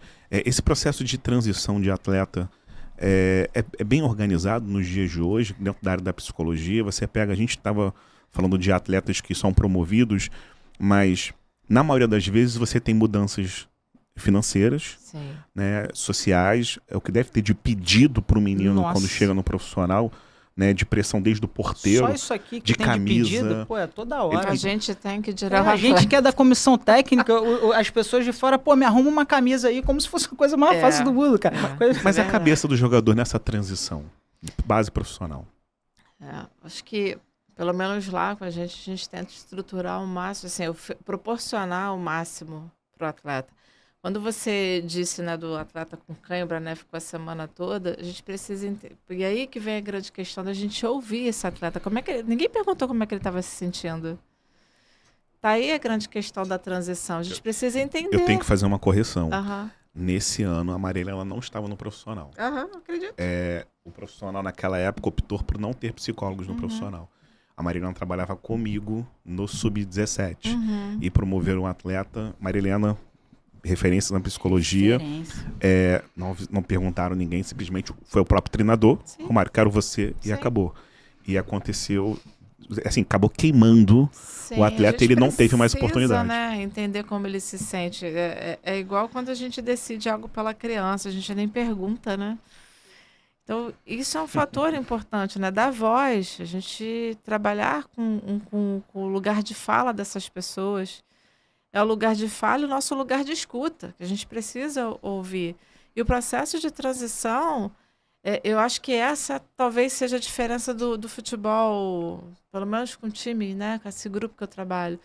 Há 17 anos atrás, o atleta que vinha do sub-20 para o profissional, eu lembro disso, tinha atleta que não queria nem voltar a treinar. A bola não chegava, o relacionamento era mais pegado, você sabe. Hoje, o atleta ele é recebido pelo que ele consegue oferecer. Ele não vai estar preparado. todo mundo sabe que ele não está 100% preparado. Porque ele ainda está em desenvolvimento. Não, os níveis de força, a gente fazia os testes, Né? verificavam o seguinte, o garoto sub-17, ele é mais desequilibrado, então se ele é desequilibrado, ele tem mais chance de se lesionar durante a temporada, e ele possui os níveis de força, a própria questão muscular, Sim. abaixo dos adultos. Sim. Então você promove um atleta porque ele realiza um lance lindo, que driblou, eu quero esse menino. Calma, não pode ser assim, Sim. porque você cria ali riscos Sim. para a saúde e também para a carreira desse atleta. Sim, e aí todas as áreas da vida desse ser humano que está ainda em desenvolvimento. E a gente fala em desenvolvimento de uma questão natural. Agora, dessa maneira brusca, ninguém pensa, ninguém tem essa capacidade empática, porque assim, se colocar no lugar desse atleta é muito difícil. Ainda mais, por exemplo, o psicólogo sabe, desde quando ele começou, sabe questões talvez mais profundas, dele entender qual o lugar dele. Então, e olha que interessante, tem uma questão na base, eu lembro que até estava conversando com a Daniele Muniz, gente, também referência na psicologia do esporte. Ela vai vir aqui. Ai, Vai vir aqui. ó, vai... Já tá, aqui, ó. Não, é sério, Ela é diferente, gente. ela é diferente. Aqui, ó, Diferente, né? já tô toda arrepiada, né? O pessoal da minha equipe diz que aquela figurinha do WhatsApp, tô toda arrepiada, é minha. Então, assim, a Dani deu um show no congresso. Então, Sério? assim, aquela criatura é minha alma gêmea, assim, minha irmã de outras vidas. A Dani estava conversando uma vez comigo e ela estava falando sobre essa questão do atleta que vai para o profissional, a primeira coisa que ele faz com o dinheiro que ele recebe é comprar um carro. Mas durante o processo de formação dele, quando ele muitas vezes teve sucesso num jogo e ele queria expressar a felicidade que ele foi bem, tu não é nada ainda, cara. Tu só jogou um jogo. Tu não é nada. Tu não é nada, tu não é nada, tu não é nada. Ele é assim. Ele tem uma certidão, ele tem um nome, ele tem uma família. Por que tem que associar a ser alguém ligado ao financeiro, ligado ao status, ligado ao sucesso? E aí o que ele faz? Ele quer mostrar que ele é alguém. Ele mostra o poder dele através de coisas. Então, interessante. A Dani estava falando, e eu falei, nossa, e é sobre isso. Por exemplo, quando uma equipe não se conecta ao propósito, por exemplo, a gente fala da seleção. Seleção precisa de tempo de treino, e aí se conectar ao que está sendo proposto, enfim. Mas tem uma diferença entre conquistar por status, ou seja, entre ter e ser.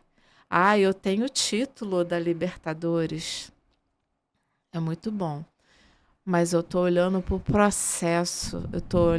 E é isso que esse grupo mostra, assim. É sobre ser. É sobre ser campeão e não ter o título. Tem a diferença disso. É a mesma coisa ser titular ou estar titular.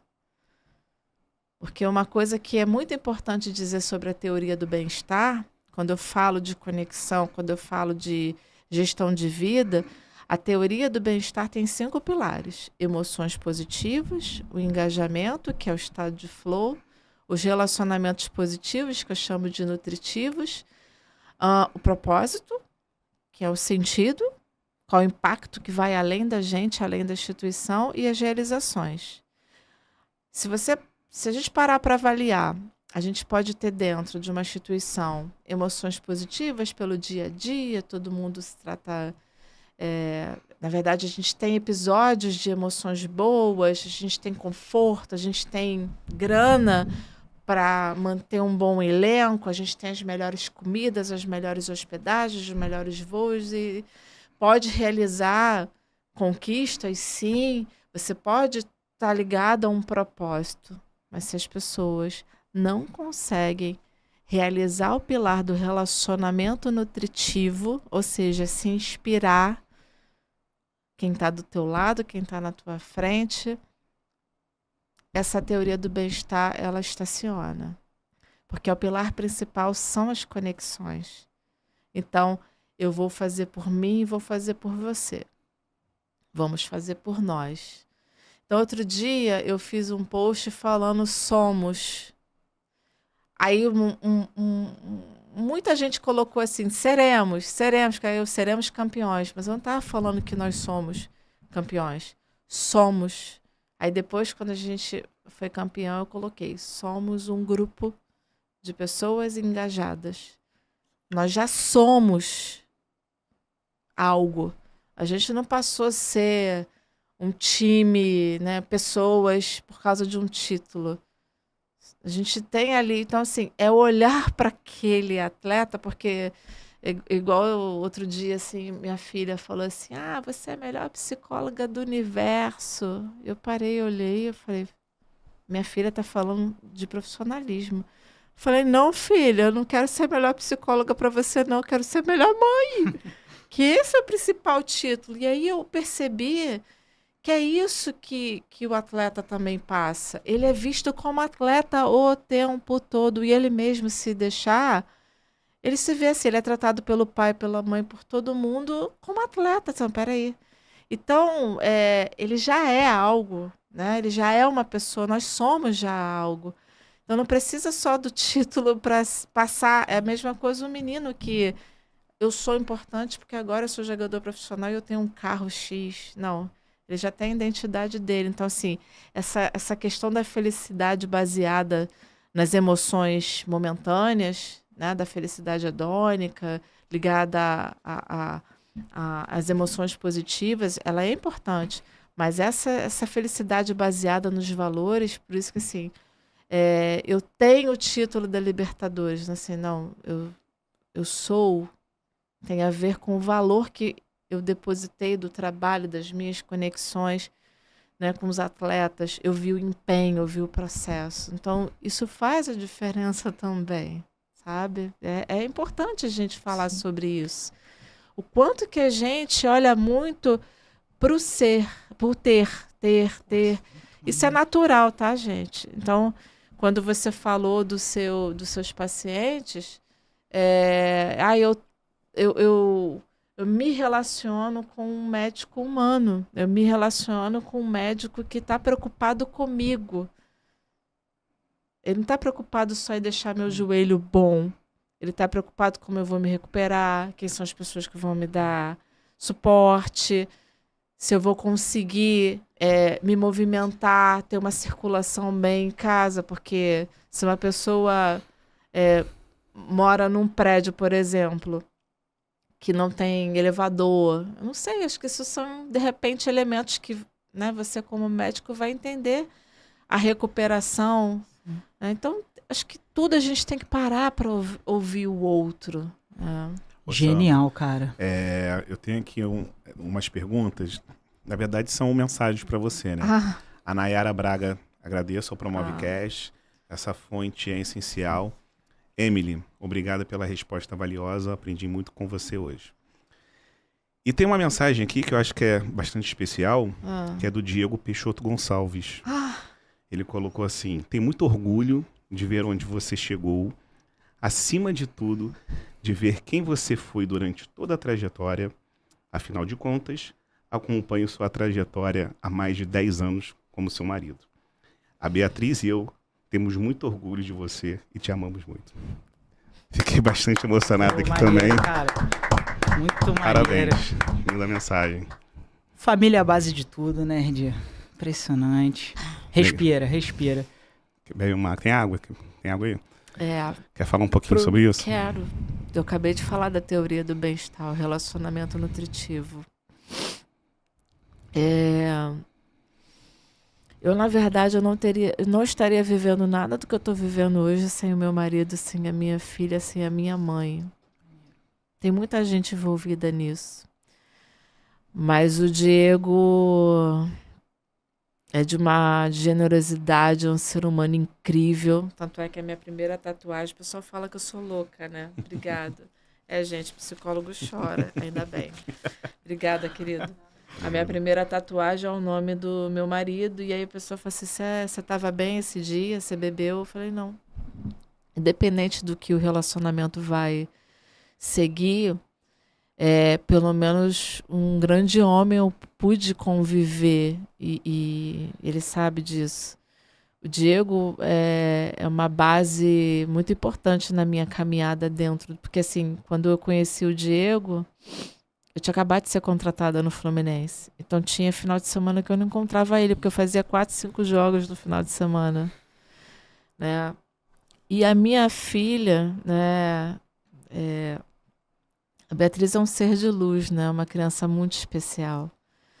A minha filha diariamente me ensina, ela tem a humanidade assim na veia.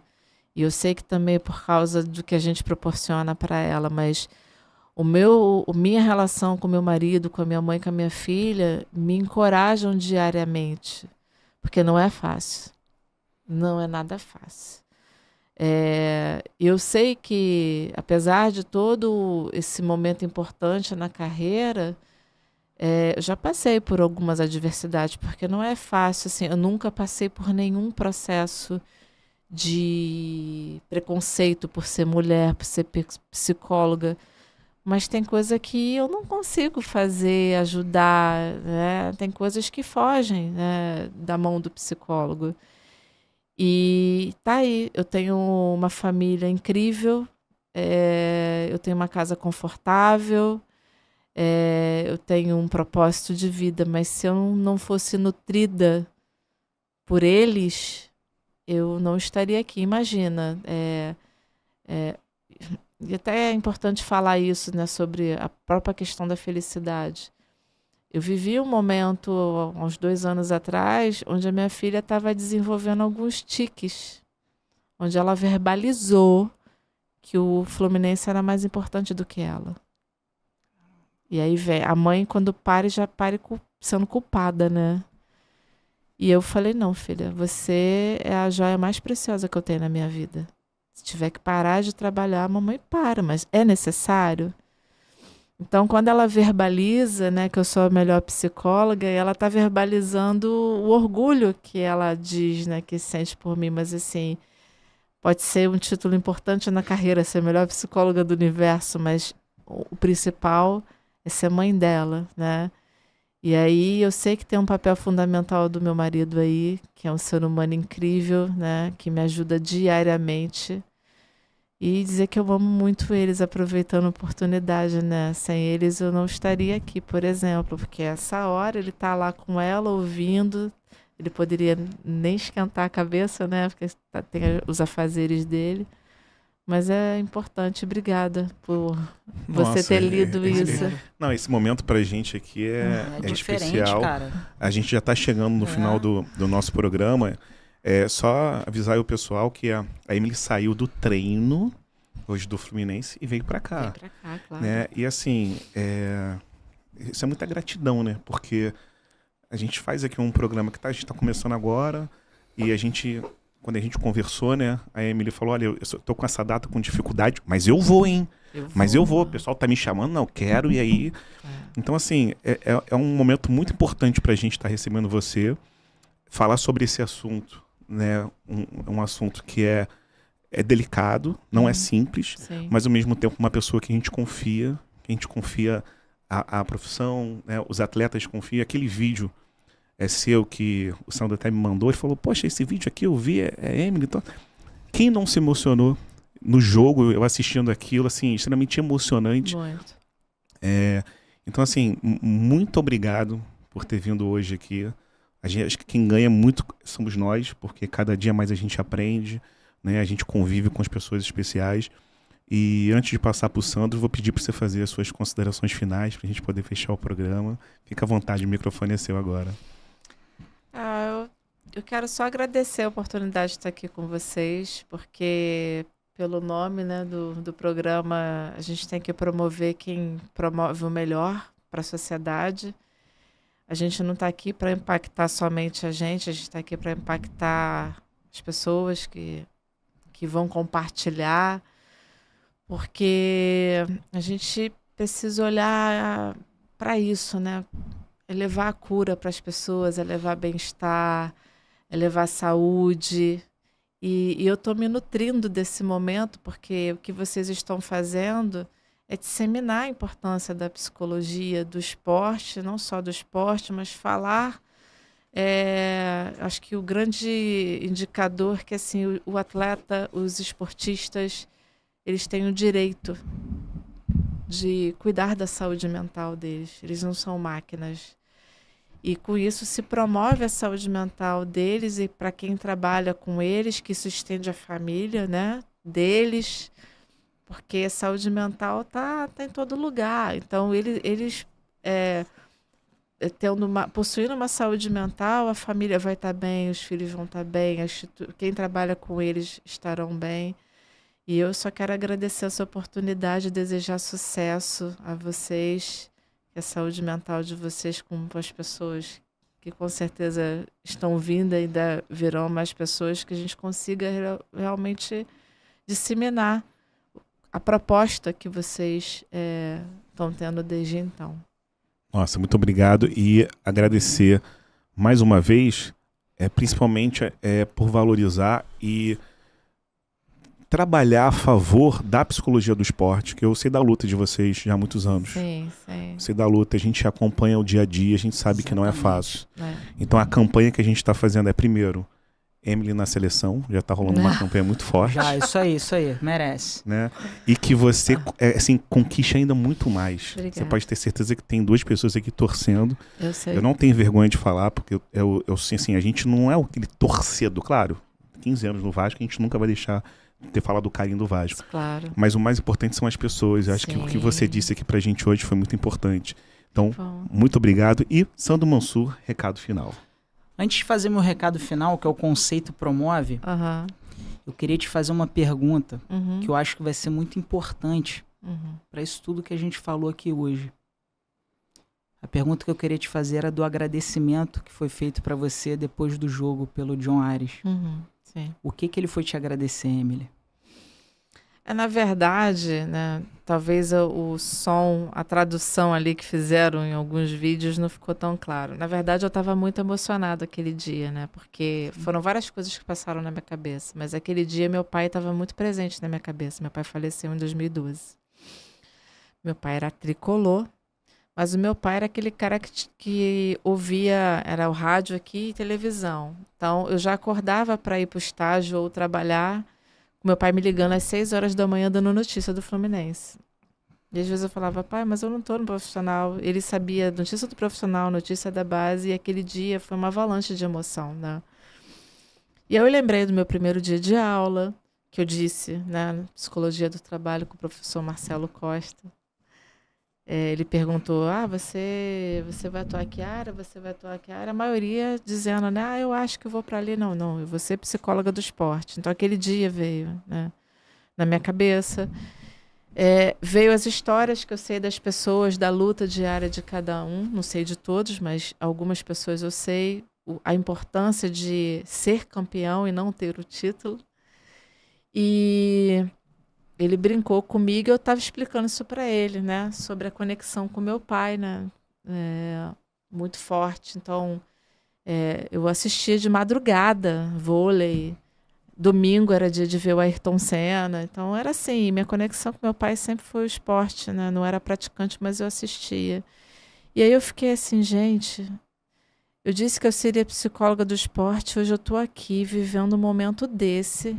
E vivendo um momento histórico de um clube que eu aprendi a amar, mas principalmente sabendo das pessoas que fizeram isso acontecer. E eu agradeci a todos que eu pude abraçar, e o Ares foi o último. E aí ele falou, né, que a avó dele queria isso para ele, que ele estava feliz, que a gente estava ali pelo meu pai. Foi quando ele fala, a gente está aqui pelo seu pai, pela minha avó. Eu acho que é o André que levanta ele me abraçou e fala, né, que ele era hoje, né, não só por mim, eu sei que não é só por mim, mas ele verbalizou isso para mim.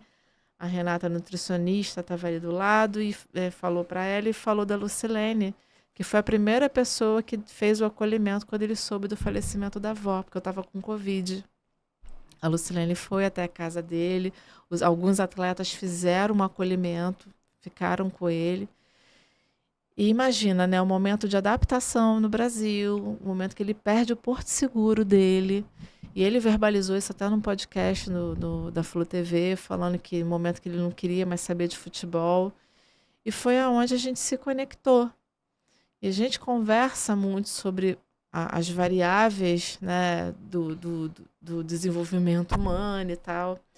Então, assim, acho que o que ele agradeceu, acho que isso se arrasta para a instituição também, sabe? Porque ele é um atleta muito grato. E a gente... o trabalho foi baseado nos valores dele. Ele é muito apegado à família, a questão cultural dele, né? A questão de honrar a família é muito grande. E a avó, né, foi a maior incentivadora dele estar vivendo o que ele está vivendo hoje. Então, os indicadores que ele me deu durante os treinamentos, ele é muito inteligente, ele é engraçadíssimo. As pessoas não sabem disso, ele é muito rápido. Então, a gente foi se potencializando, porque hoje, por exemplo, eu disse para ele, disse para o Germán, que eles não tinham ideia do quanto de gente está vindo buscar terapia por causa da postagem do Cânio, por causa do vídeo, quantos atletas estavam procurando os colegas para acompanhamento psicológico e quantas pessoas estavam buscando fazer faculdade de psicologia por causa desse vídeo, por causa do vídeo anterior com o Germán, por causa da postagem do Germán, né, que teve também a matéria que eu participei, que a fala do David Braz. Teve alguns atletas que fizeram um movimento tão espontâneo e a gente não tem noção do quanto isso promove, que é um profissional como qualquer outro, só que ele está ali para ajudar na saúde, no cuidado da saúde mental dele. Porque é aquela história, né? A gente cuida de todo o resto e a cabeça está sempre ligada à doença, por quê? Então, é uma leveza com que eles narram isso, né? E ele até brincou comigo, eu só falo verdades, né?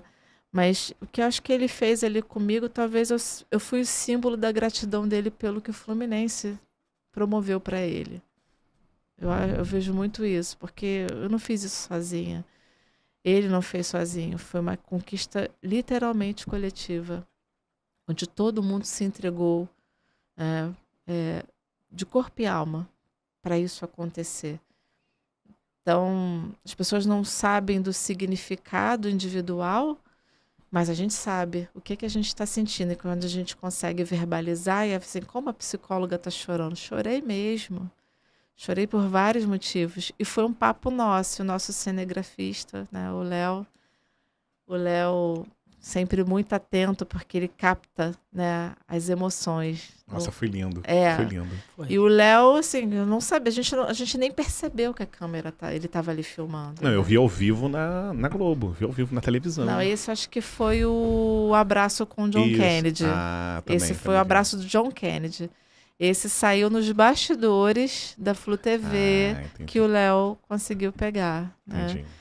Então, eu acho que foi isso que aconteceu. Eu fui um instrumento para ele verbalizar a gratidão dele.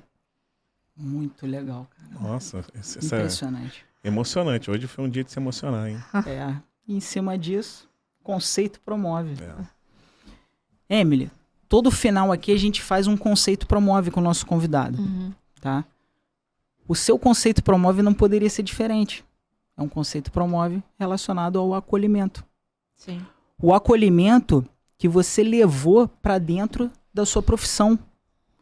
O acolhimento que você levou para dentro do futebol. Sim. Talvez isso seja um marco histórico no futebol brasileiro. Quando eu olho para trás, eu não vejo nenhum processo de acolhimento que você fez e está fazendo no Fluminense, em toda a experiência de futebol que eu tenho na minha vida, que não é pouca. E o Erdi está aqui para comprovar isso também. E o acolhimento que você leva para esses atletas, de uma maneira geral, ímpar, que todos eles reconhecem esse acolhimento. E os vídeos estão aí para mostrar isso. Mas eu tenho certeza que você só consegue levar o acolhimento e ter o sucesso e o reconhecimento do seu trabalho porque você tem um acolhimento. E o acolhimento que você tem da sua família, como você citou aqui, Sim. do seu marido, da sua filha, da sua mamãe, né? É fundamental para você conseguir realizar esse trabalho nobre de olhar para a pessoa e realizar um acolhimento com o carinho dela.